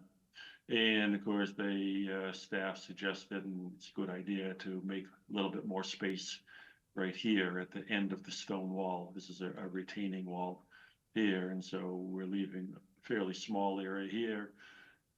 And that could be a good idea to allow a little bit more space if you have to get some other larger kind of equipment in there for maintenance or repairs. Those are pretty much the staff comments, and we'll stop the share and take your comments. I should ask though if Chris has something to add. No, I think you've seen this project a couple of times. The first was for the original filing. The Wilkinson team was here, I think, last week to talk about work, some invasive management work. and then we're back for this. And I mean, there was a lot of lawn on this project in your jurisdiction, and you know, the applicant understands, you know, the importance of mitigation. You know, I'm hopeful that we can kind of work with the commission and with staff on this amount of mitigation that's in Zone B. So, you know, our standard, the mitigation that's currently there now is what we would also be doing here. I think, yeah, we've got another 2,200 square feet of mitigation. So 3-gallon plants, 4 feet on center. We know the drill. Thank you. Yeah, I can make one other comment on the staff report. I saw that either Alyssa or Fallon, I think it was Alyssa, said gave the number of shrubs 4 feet on center. Of course, in our calculations, we calculated it for 3 feet on center. The number of shrubs that we show is for 3 feet on center. So that's it. All right. Jen? Yes, Mr. Chairman. They are giving up a lot of lawn, Tom, but they are asking for a pool and a patio and a hot tub and everything else. So there's that balance. Yep. So it's going to be up to the board if you want that other mitigation up by the road to be closer to the buffer. Mitigation is supposed to actually be a buffer and not a screening plant or running up the sides of properties like we always see. But I mean, it's just a tiny bit. The board can decide what they'd like to do. Tom, you're going to adjust it to give yourselves more room near that stone wall in case you have to get a plant in there, a machine. Yeah, I think we'll do that. I mean, I think you can just switch it and it'll be fine. Yeah. And those are our only comments, Mr. Chairman. All right. Alyssa? No comments, thank you. All right. Commissioner comments and questions. Courtney? I would agree with staff's recommendations. No other comments. Okay. Ron? Good luck with all those plants. My comments. Yeah. Thank you. Russ? No comments, Mr. Chairman, thank you. Okay. Steve? I don't have any comments. Thank you. All right. Betsy?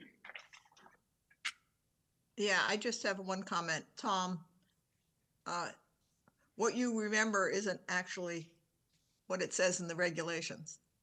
You're supposed to put anything in B is supposed to be mitigated from B is to be put in A unless there's no more room in A. But that's my only comment. This isn't very much. It's not a huge deal. No. But I would hate to have you go from this meeting and have that error in your head about the regulations. That wouldn't be the only error. Why we're here, buddy. All right. Jen, is there anything in the public chat function, please? Nothing in the public chat, Mr. Chairman. I'll make a motion to close the hearing and take it under advisement. Bird, second. All right, we have a motion and a second to close the hearing. Last call, questions or comments? Yeah, I have one more question. Maybe everybody who has to deal with this is clear, but I'm unclear whether the plants are going to be 4 feet on center, right? Which means the number of plants that are on the plan has to be modified. No, No? I calculated that based on 3 feet on center. Oh, you did. Well, that's what Sorry. I'm saying. So you Okay. have more plants listed. What? They're not going to be planted 3 feet on center. They're going to be planted 4 feet on center. Are they? Yes. They are, Tom. We'll write it in the order of conditions, Oh, Tom. okay. It'll be fine. Okay, I didn't know where that came from. It came from a slight policy change. Well- But you did what you were correct. They were 3 feet on center for the last 20 years that I've been the administrator. This is what the board has wanted. Now they've loosened it up a bit, giving us some breathing room. Giving the plants some Another breathing. error stuck up in here. I'm trying okay, to I'll help you knock out, it out. Tom. Thank you. You're welcome. All right, any other questions or comments? We're voting to close the hearing. Betsy, Gladfelder, aye. Courtney, Bird eye. Matthews, aye. Ron, Driscoll, aye. Russ, Robin's eye. Steve. And I, It is unanimous. We have closed this hearing.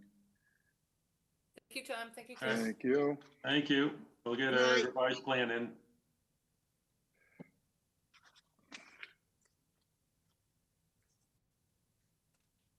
All right.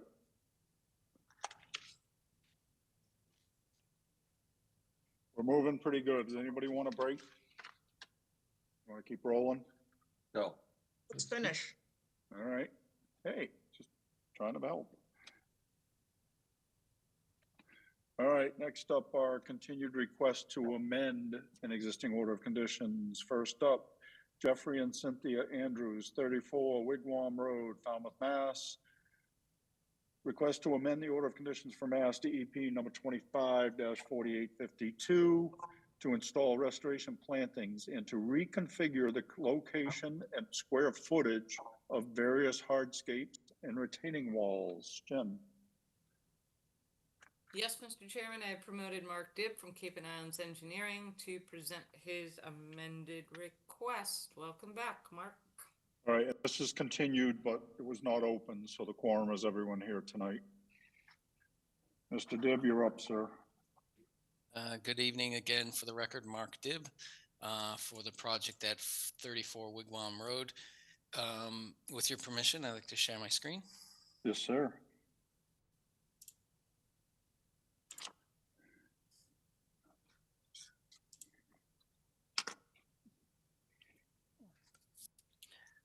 So this project was previously before you about a year or so ago.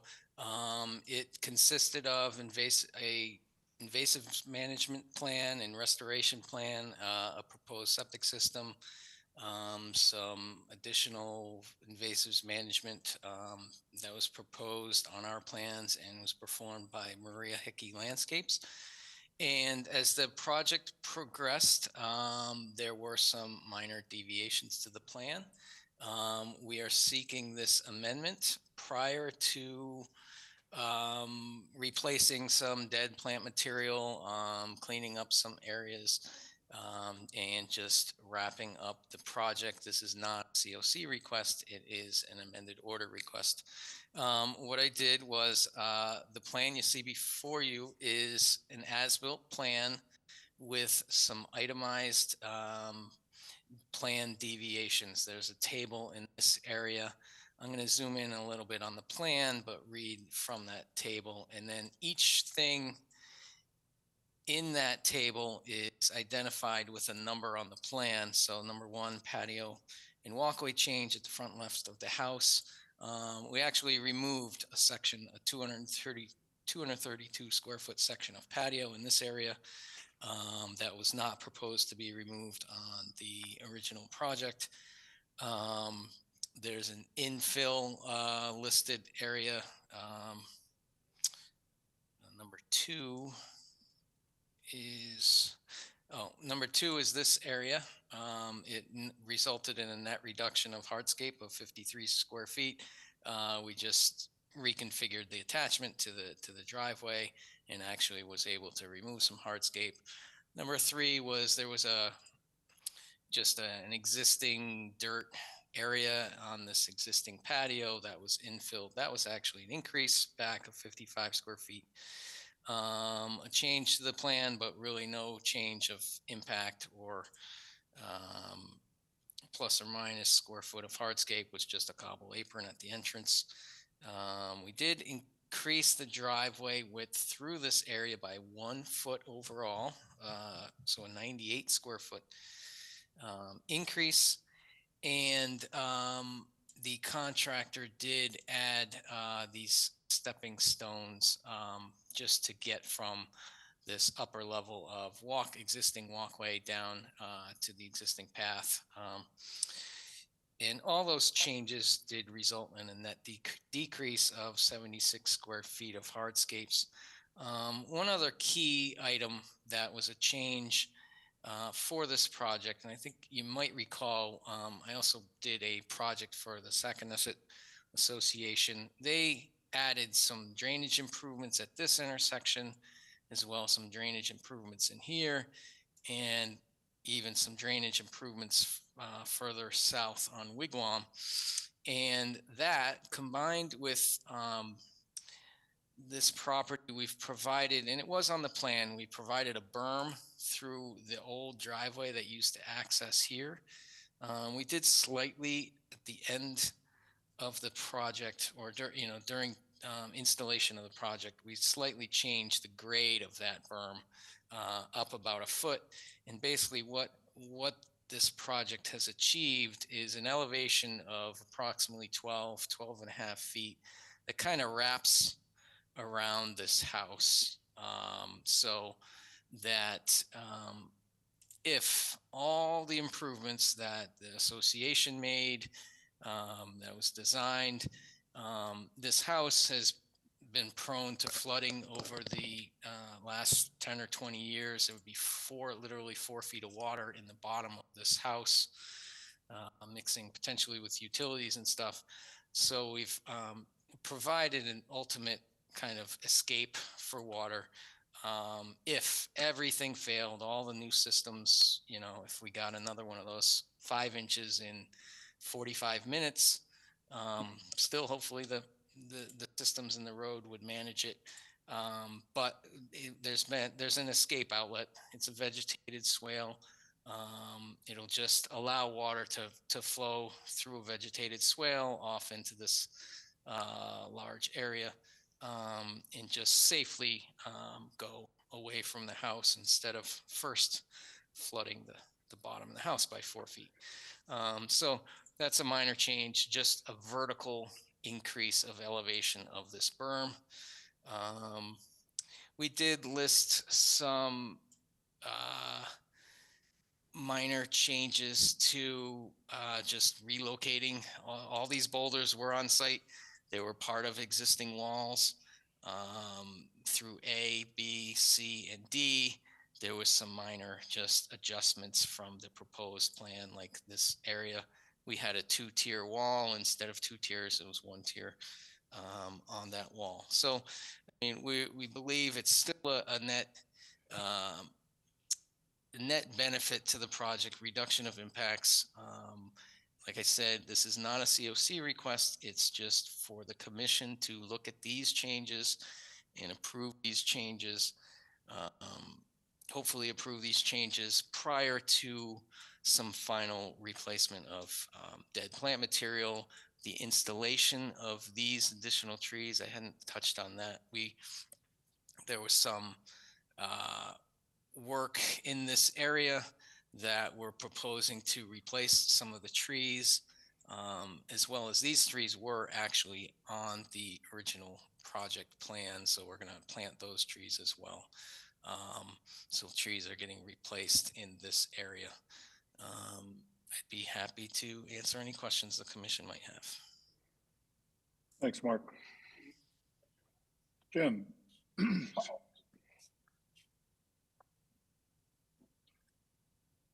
I can't hear you. I don't know if anybody else can. No, I can't hear.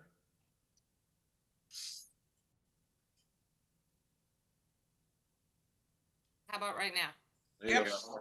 Okay, Yep. I don't know why. I apologize. I have no idea why my audio is going in and out. What I was trying to say was, there were a lot happened on this site, and we have been working very closely with Cape and Islands Engineering to try to bring the property back into compliance, make sure the grades weren't changed too radically where the board wouldn't want to see them. As far as the trees in the back, there were a lot of trees that were removed that were not proposed to be removed in the original project. The applicant is proposing to restore that tree line and buffer. And again, we've just been working closely with Cape and Islands and other parties to bring the property into compliance. As Mark said, this is not a compliance request. It's just a step in that direction. But other than that, I have no comments or questions. All right. Alyssa? No comments. Thank you. All right, commissioner comments or questions? I don't know where we're at. Courtney? No comments. All right. Ron? I'm all set, Mr. Chairman. Thank you. Okay. Russ? All set, Mr. Chairman. Steve? All set, Mr. Chairman. Thank you. Betsy? No comments. Thanks, Jamie. Thanks, Mark. All right, Jen, is there anything in the public chat function, please? Nothing in the public chat. And I'll make a motion to close this hearing and take it under advisement. Third, second. All right, we have a motion and a second to close the hearing. Last call, questions or comments? We're voting to close the hearing. Betsy? Gladfelter, aye. Courtney? Third, aye. Matthews, aye. Ron? Driscoll, aye. Russ? Robbins, aye. Steve? Pat and I. It is unanimous. We have closed this hearing. Thank you, Mark. Thank you. Good night. Good night, Mark. Right. Thank you. All right, next up is continued requests for a certificate of compliance. Elizabeth D. Palavka, trustee, Dogwood Realty Trust, 69 Barneck Road, Falmouth, Mass. Request for a certificate of compliance for Mass EP number 25-4621. Jen? Yes, Mr. Chairman, I am promoting Margaret Carr up. She's addressed the board before on this project, and I'm going to turn it over to Alyssa, I believe.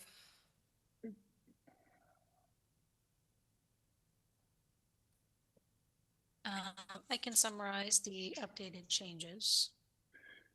Please, thank you. Of course, Ms. Carr did reach out to Cape and Islands and did obtain an updated site plan. And in looking at that site plan, she will be removing the slight increase of impervious surface on site, those unpermitted stepping stones. Fallon did go out to the site today to confirm they have been removed and some grass material has been planted in their place. The tree that was located in the dune system that had died has been labeled on the plan. We did have a note. We know that some of the commissioners were interested in perhaps seeing some plant material reinstalled on the site to compensate for that tree. None is proposed at this time. And I believe those were the outstanding comments. Thank you. Jen, for clarity, whatever we're going to vote on tonight, I mean, I assume our choices are a continuance.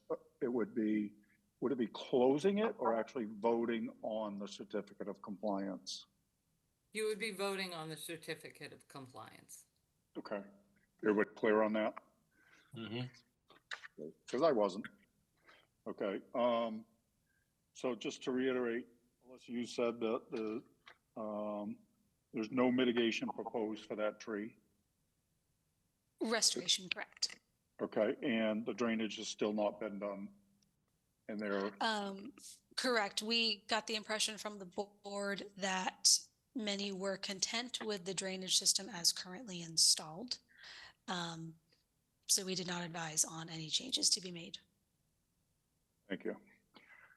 All right. Commissioner comments and questions. I'm going to start at the top. Betsy. I'm fine. I'm ready to make a recommendation, except I just might like to make a suggestion that the tree that was there, that's how trees get in natural areas. So if another tree takes root, just allow it to grow. Right. That's, okay. Yeah. All right. Courtney. I have no comments. Okay. Ron. I'm all set. Thank you, Mr. Chairman. Okay. Russ. No comments, Mr. Chairman. Steve. Other than that, thank you. All right. Ms. Carr, do you have anything you'd like to add at this point?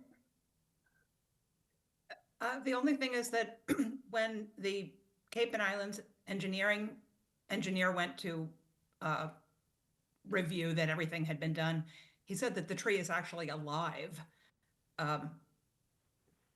it is, I could see that it was still there, but I did not venture into the dune, so maybe it will emerge again. All Shall I right, make a motion? please. I'll make a motion to issue an order of certificate. Certificate of compliance. I mean, certificate of compliance. Bird It second. is getting late. Hey, I offer. Seconds that. All right, so we have a motion and a second on the table to issue an order of conditions. I'm sorry. See, I blow it too. To Compliance. issue a certificate of compliance. All right, we're voting to issue a certificate of compliance or not. Betsy, I'm gonna vote yes. Gladfelter, aye. Courtney, Bird eye. and I don't know.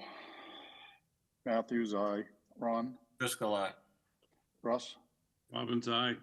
Steve. Patton, aye. It is unanimous. We have issued a certificate of compliance. That's a good thing, Ms. Carr. You can say yay. Okay, thank you. Breathe easy now, Ms. Carr. We'll get that out to you, and then you'll have to get it recorded, and then the order of conditions will no longer be an encumbrance on the deed, okay? Okay, thank you. Not a problem. Good Good night. night. Good night. All right, next up are continued hearings under an enforcement order. First one has been previously continued. Brings us to Stephen Augusta, 33 Oyster Shell Lane, East Falmouth, Mass. Unpermitted removal of mitigation plantings and unpermitted installation of hardscape within conservation jurisdiction. Jen. Yes, I'm going to turn this over to Alyssa to sum up the enforcement matter. Thank you. Alyssa. Thank you. Yes. So this is before the commission tonight.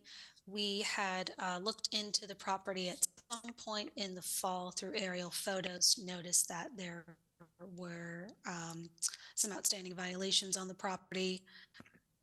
We began in the fall to look more closely at it. There was a previously approved order of conditions on the property to construct the home. In doing so, there was a significant amount of mitigation required in looking at aerial photos as seen in the staff report. That mitigation was installed but later removed.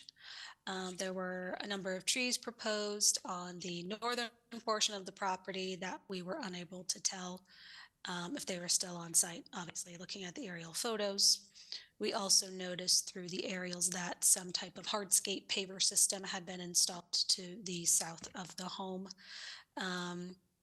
We had reached out with a violation letter, ultimately scheduled this enforcement hearing, and did meet with Mike Borselli and Mr. Augusta, the homeowner, at the property a handful of weeks ago, I believe back in March. In going out there, Mr. Augusta explained that the mitigation area experiences significant flooding, which was not originally foreseen, and it appears that those plants were simply not tolerable to that type of water level. So the staff would recommend that, since mitigation is tied to the deed and required for the construction of the home, that mitigation is either replanted with more tolerant species or relocated on the property to a drier area. The paver system to the rear of the home is a way to help with vehicles in that area. There are garage doors under that deck you can see in the aerial photos. And when vehicles are in the area, due to the slope and the nature of the grass, the area was becoming muddy and not stable. So Mr. Augusta added that paver system. When we are finished with tonight and I'm back in the office, I'd be happy to send the commission, for those who were not present, particularly that old plan of reference. The deck is at that angle shape so that it wasn't moving closer to the salt marsh. So because those paver systems are there, it is now moving closer to the salt marsh. That goes against your regulations. So the staff is recommending that the commission require that paver system to be removed. Lastly, when we were on site, those understory trees that were installed in the forested area next to the home have all been cut. They are maybe a foot or two tall. I'm not sure of their overall viability. Perhaps a arborist can take a look at them, see if they have the ability to regrow into a full tree. Bro, If not, since they were required mitigation plantings, the staff would recommend. Oh, I'm sorry. Did I blank out there? yeah, that's all right. Oh, sorry. Can you hear me now? Yes. Okay. I was just saying that the trees in the forested area were being cut. Not sure if they can regrow into full form. If they can't, the staff recommends they are replaced. In speaking with Mike Borselli, I know that he will be able to stake out that mitigation area for the commission. I believe Mr. Augusta tonight is very open to giving permission for the commission to go out to the property and take a look for themselves. And I think that's all I have. Thank you. All right. Jen, do you want to add anything at this point? Nothing to add, Mr. Chairman. Okay. Mr. Borsella, you're up, sir. Thank you, Mr. Chairman. For the record, Mike Borselli, Falmouth Engineering. I represent the applicant, Steve Augusta. Steve's with me tonight. Good evening. He came to my office to participate in the Zoom meeting. We have been reviewed the findings of the staff. We understand all the issues. We have a plan to stake out the original mitigation area, meet on site with, we're probably going to meet with one of the local firms, likely Crawford Land Management, to talk about plant materials that are more appropriate to this mitigation area. Alyssa did allude to the fact that the mitigation had been installed, but there a couple winters ago with some astronomical tides, they got flooded and died, and they weren't appropriate. So plant species for the area. So we're intent on designing a new mitigation area of planting after we consult with a landscape professional, coming back with new mitigation planting plan. And we need more time, basically. So what we were hoping to do is stake out the mitigation, meet on site with probably Crawford Land Management, and we'll invite staff to come and talk about appropriate plant materials, or maybe we'll meet with them first and then have a meeting with staff on site and address the things that were identified in the report. The area where there was reinforced turf constructed between the house and then to the south of the house, as Alyssa had alluded to, was Mr. Augusta needed to try to install something that would not result in the area getting churned up by tires when he was gaining access to the garage doors. We need to come up with a solution for that as well. As of like recently, Mr. Augusta tells me that it's reinforced turf, which I know you've reviewed before and on some project allowed, and it basically looks like grass right now. So It does, it's very good. So we need to look into that a little bit more. So we're happy to work with, and we intend to work with your staff and you to try to come to a solution to these issues. With regard to the sapling trees that were planted in the woodland, I think we can come up with some solution for that, where maybe there's additional trees planted in different areas in the same woodland that are more appropriate and wouldn't impact views of surrounding abutting neighbors. So we understand the report. We're happy to work with your staff and you to try to come up with a solution, but we need some time to work this out. And we're hoping we can come back and report to you just on our progress in June, and then maybe have solutions, and that maybe in the early fall plant season, we can execute a plan to fix all this.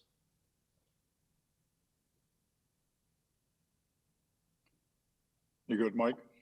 Yes. Okay. All right. So trees didn't fail, they were cut, correct? The shrub mitigation, Oh, the trees. the trees were clipped on the top, yes. They were Side set. because of the water. So you're gonna look in, I'm just clarifying, so you're gonna look into more appropriate plants for the wet location Yes, or an alternative location? yes. Okay. All right. Just so we're clear. And the order of conditions is expired, no? Unless there's some life to it for permit extensions, but we'll likely have to either work under the enforcement order. We can do the work under your enforcement order, or we could do it as a notice of intent. Since there's an enforcement order, it'd be cleaner, but I would leave that to your, to Jen about how to proceed before we do the actual work. Yeah, I think it's fine probably doing it under the enforcement order. I mean, it's cleaner and simpler at this point, Mm-hmm. you know. The connotation is it's a bad thing, but we're working towards a solution, so that's always positive. Yep. All right. Jen, you have anything you want to add at this point? I don't want to skip over you. Nothing that I need to add. Mike, you're gonna stake out the mitigation area? I'm gonna stake out the mitigation area. I'm going to arrange a meeting with landscape consultant, meet them, come up with some conceptual plan, and then meet with staff on site to review that conceptual plan, and then work out details, and then go forward with something beyond after that. Okay, and Mr. Augusta, are you okay after Mike stakes the mitigation out? Is I'm the sorry, commission- I couldn't hear him. I'm sorry. Oh, it's okay. Is my audio out again? No. I'm turning it up over. I can't hear too good anymore, so. Okay, so my question is, and if you can't hear me, Mike can repeat. I can. Does the board want to go out to the property to see the mitigation area and the trees once Mike stakes it? And would that be okay with you, Mr. Augusta? Yeah, is that good? Yeah, sure. Okay. So it's gonna be individual, it's not gonna be an organized site visit because it's really difficult. I understand completely. Okay. That's thank fine you. with me. We're gonna get it resolved. We're gonna, as you know, you saw the pictures, I think, when we did that day, and I brought pictures with me. I probably should have given them to you, but anyway, of the flooding, I have everything that was planted underwater, under 6, 8, 10 inches of water, salt water. So, everything died. I didn't know what to do. 4 years, 3 years ago, 4 years ago, I took it out. I put the lawn back. I didn't know what to do. So that's what I did. I still saved quite a few of the plants, and I moved them around. I think I showed you when you were there, but we're gonna work it out, okay? That's fine. Okay, I just wanted to make sure, because I know when we were on site, you wanted a kind of a more organized site visit. This is kind of a change to that, so I just wanted to confirm that you were okay with that. If people want to come, they can come take a peek, Okay. absolutely. Okay. Thank you. Thank you. You are welcome. All right, so I'm going to poll everybody just so everybody has a chance, whether you want to comment or not. Ron, we'll start with you. Do you have any questions or comments? Just so we can go to the site now, or should we wait for it to get staked out? Well, I would wait till it gets staked out. All right, so just Mike, if you can let us know when it's staked out, we can then plan our visit from there. That's all. I'll let your staff know. Thank you, Mike. Thank you. I'm all Russ? set, thanks. Thanks, Ron. Russ? I think they got a good plan here to move this forward, so, I'm good with it. Steve? Yeah, it sounds like everybody's on board. Let's just keep rolling on this. It's a nice site. We worked on it before, and the pictures are revealing. Betsy? Yep, keep rolling along. There's a theme there. Courtney? Just a question on the pavers or the reinforced turf. Was that something that was omitted from the original plan? It wasn't omitted, it was just never proposed. Yeah. Yeah, it was never proposed, and Mr. Augusta, I don't think really knew it was not, that he needed permission to do it. Yeah, not a big deal. I was just curious. You'll see them when you come out. The grass is growing up through them. It really looks, it's really cool. It's got, all I know. they Yeah. have holes in them, Okay, All right, thanks. thank you. Thank you, Courtney. All right, so, Mike, we're gonna wait until you have it staked out. We'll allow any commissioners that want to take a look at it. Sometimes that's better, as you know, Mike, Steve, you might not know, but, sometimes it's better for the commissioners to see it for themselves, put it in context. But it sounds like you have the beginnings of a really good plan to go forward. So let's do that. Let's just move forward. Let's not have any problems.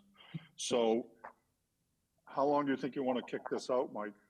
I would like to request June 25th to report back. I think we won't have anything planted then, but we'll have had it staked. We'll have consulted with Crawford Land Management. The individual commissioners will have had time to go out, and as soon as it's staked, I'll let Jen know. That'll give the month, mid-May to mid-June time to sort of figure out the next steps. We're not trying to delay this. We just want to do it right, and we also know that it's going to be middle of summer, and it's not really the best time to plant. So that'll give us time to sort some things out and report back to you where we are in June. So you're holding us accountable to have made some progress. Well, progress is always good, but just to say it, we're going to probably give you a date certain. I mean, we're going to want it done in the fall. We're not going to entertain, more delay. You know what I mean? I was just trying to say we won't be, if you give us till June 25th to get some things moving and then report back to you with the target to be planting in the fall. Yeah. Okay. All right. So Jen, June 25th look okay? Yes. I mean, I know So it's I'll make a motion to continue this to June 25th. Just a second. all right. We have a motion and multiple seconds to continue this to 6:25. Mr. Boselli is going to let us know when it's staked. We're going to visit, and we're going to keep this moving forward. All right. Last call, questions or comments? All right, we're going to vote on the continuance to 6:25. Betsy? Gladfelter, aye. Courtney? Bird eye. Matthews, aye. Ron? Driscoll, aye. Russ? Robbins, aye. Steve? And It is unanimous. We've continued this until June 25th. Thank you, Mr. Boselli. Thank you, Mr. Augusta. Thank you very much. Thank you. We'll be Right. in touch, Good night. Have a good night. Good night, Mike. Good night, Mr. Augusta. And they're gone. Okay. All right, next up, vote orders of conditions. First up, Elizabeth Katz, 190 Associates Road Realty Trust, 190 Associates Road, Falmouth, Mass. And to point out the obvious, this has nothing to do with what happened tonight. This is the invasive species and restoration work down by the pond area. Pretty straightforward. I just have a note about, they were proposing 7 to 8 foot spacing, and I say no. Tighter spacing. I think they agreed to that during the hearing, did they not? Alyssa? I did look into it and I think I crunched the number. I can't remember if they changed it to 6 or 5 feet with their slight increase in shrub count. Depends if you guys are okay with that. We usually go with 5, 6, something around there during For restoration. For restoration work. Yep. Okay. Anything else anybody want in there? All right, so I'll we make a agreed 5 to 6 feet spacing. Yep. I'll make a motion to issue an order of conditions as discussed. Bird second. All right, we have a motion and a second to issue an order of conditions. Last call, questions, comments, input. All right, we're voting to issue an order of conditions. Betsy? Gladfelter, aye. Courtney? Bird eye. Matthews, aye. Ron? Driscoll, aye. Russ? Robbins, aye. Steve? and I. It is unanimous. We have issued an order of conditions. Thank you.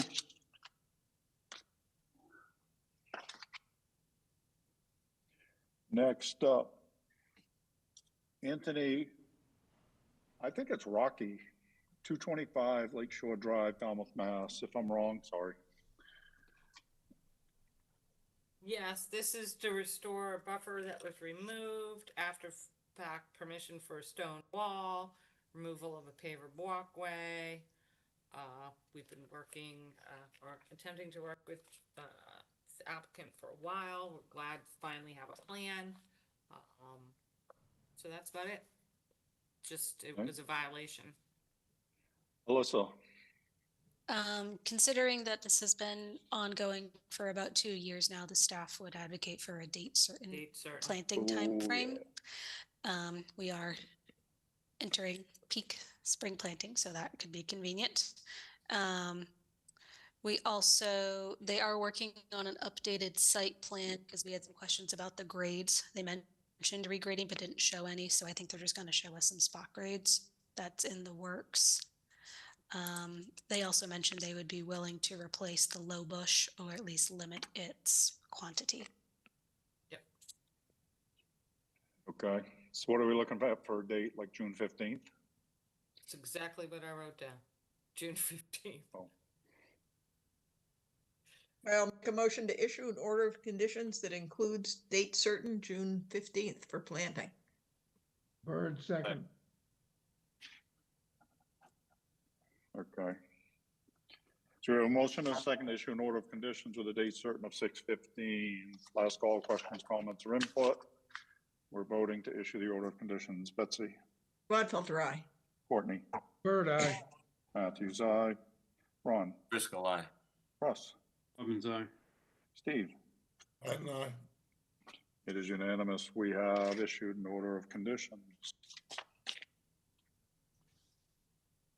Next up, Nordo Nissi III and Jane Nissi, 117 Little Neck Bars Road, Falmouth, Mass.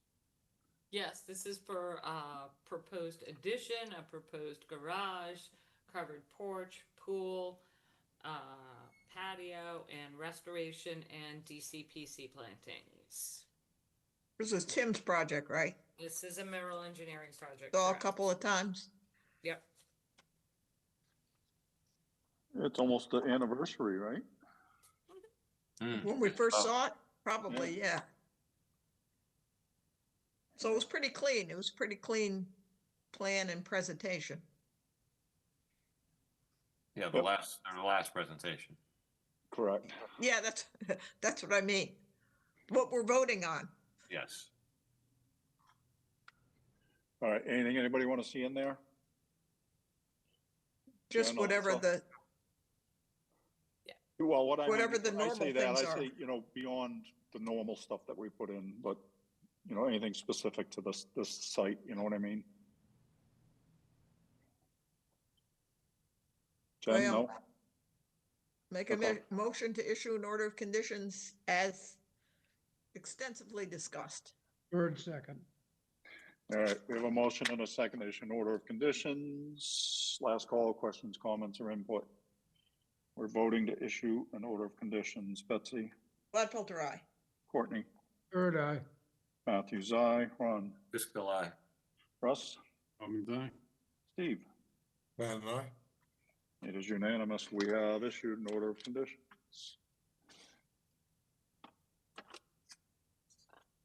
And next up, Honor Fullerton Stone, 44 Kerry Lane, Falmouth, Mass. Yes, this is invasive species management and some restoration. There's 2 areas on the bank, one area that's just mainly in the flood zone. Those areas are fine. The issue on this one is they have historically an unpermitted vista, and they want to continue that vista and maintain that vista by cutting trees in the vista and installing some lower shrubs in lieu of allowing the trees to grow back as actual trees. There was a lot of conversation with Nick Crawford at the hearing on this. Staff has concerns because this house is currently on the market. It is an older home. It's very unique. And our concern is that if we allow this, the establishment of this vista corridor, it may not match a corridor if the home is sold, raised, and rebuilt. We usually, it's just a concern. Board can share that concern or not. I would say that we usually don't allow the removal of trees and vistas. We allow them to be pruned. They are proposing to remove some trees in that vista. I don't know how the board feels about it. If you want to allow it, you may want to put in some provisions that if the house is raised and rebuilt and a new vista is established, that this one is allowed to grow. Throwing that out there. If they've always historically maintained it, why are there trees there now? Obviously, it hasn't been maintained. And it was never permitted initially, correct? There's no Not that permit? we can find. We have no record of it ever being permitted. So I don't think you should cut the trees at this point In the vista. in the vista. Right, I Well- think they should follow the current rules for vistas. Correct. And then eventuality, if somebody else comes in and wants to change the vista, then they'd have to replant the old vista. I mean, Yeah, you know- and that's what I'm saying, that, if the board were to allow this, manage the trees as the shrubs, not remove, with Betsy saying not remove the ones that were proposed, and if a new person comes, I don't even think we need to write it in this one, we can just address it in a new filing. yeah. Yeah. Okay. Because you just don't know, so they have to comply to current rules for vistas. Okay, that's fine. Kind of simple. I mean, Is the house currently for sale or no? I think Courtney, there it doesn't be- matter. No, I know, but it's just, I'm curious. It was I don't know. unclear. It was unclear when you asked it last week. Yeah. Let's say it is for Well, sale. I would If they I would comply with agree- current I would agree regulations, then the recommendation that we allow pruning but no cutting of the trees. Okay, that's fine. Other than that, though, I think that was the only concern the staff had, was in that vista corridor and the removal of the trees. And I think that, I think staff should go out and go review it with whoever's gonna do the work, so there's no misunderstanding. We can do that. else, So I'll make a motion to issue an order of conditions as discussed. Bird second. all right, we have a motion and a second to issue an order of conditions as discussed. Last call, questions, comments, or input. We're voting to issue an order of conditions. Betsy, Gladfelter, aye. Courtney, Bird eye. Matthews, aye. Ron, Driscoll, aye. Russ, Robbins, aye. Steve. Van Dyne. It is unanimous. We have issued an order of conditions. Next up, Jeffrey Unger, 86 Eel River Road, East Falmouth, Mass. Okay, the main part of this project is the core fiber roll installation along the low profile eroding coastal bank. Second part of this is the historic violation on this property, the continued cutting of those number of trees that they'll have to be addressed, and the installation of the astroturf in your buffer zone. So Crawford Land Management is coming in to do the core fiber roll as well as the trying to rehabilitate the trees that have been historically managed out there. It will take some work to do that, the vegetation part of it. I really will put that condition that Crawford Land Management shall be the sole entity to perform the work unless we approve otherwise. It is very unique work they have to do, and we met out there and had a comfort level that Nick could do the work and perform it and make sure these trees survive. core fiber walls we don't have any issue with, and then the outstanding issue was whether or not the board will allow the astroturf. So we'll put some conditions in about how the vegetation work is gonna take place and move forward, as well as the core fiber rolls. We're just concerned with the astroturf installation. But for our consideration, the AstroTurf should be just considered an impervious surface. Correct? Is it in zone A or zone B, Alyssa? I can't remember. I think it was B, but I'm not sure. Hold on, Court.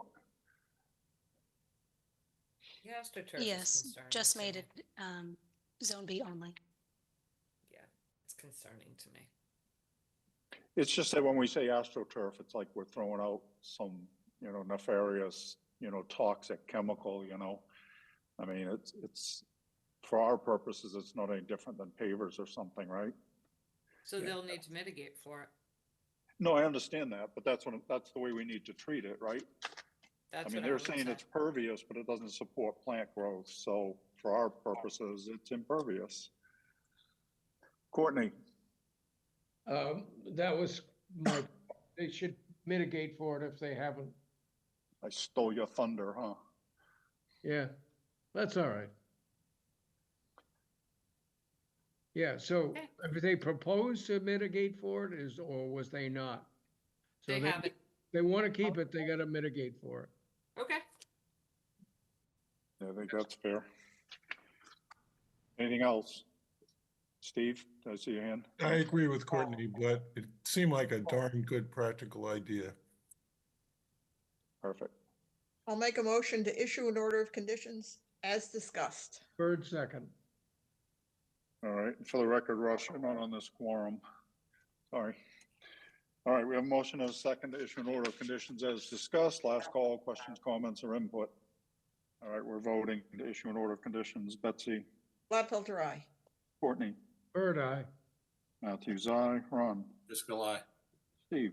Matt and I, It is unanimous. We have issued an order of conditions. And before we go for the last one, a reminder, we have no meeting next week.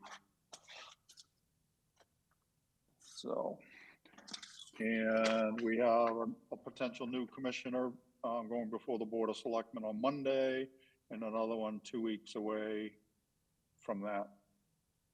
So tell all your friends. All right, last motion, who wants it? Bird, move to adjourn. Driscoll, second. Gladfelter, aye. Bird eye. Matthews, Robin, aye. Driscoll, aye. and I.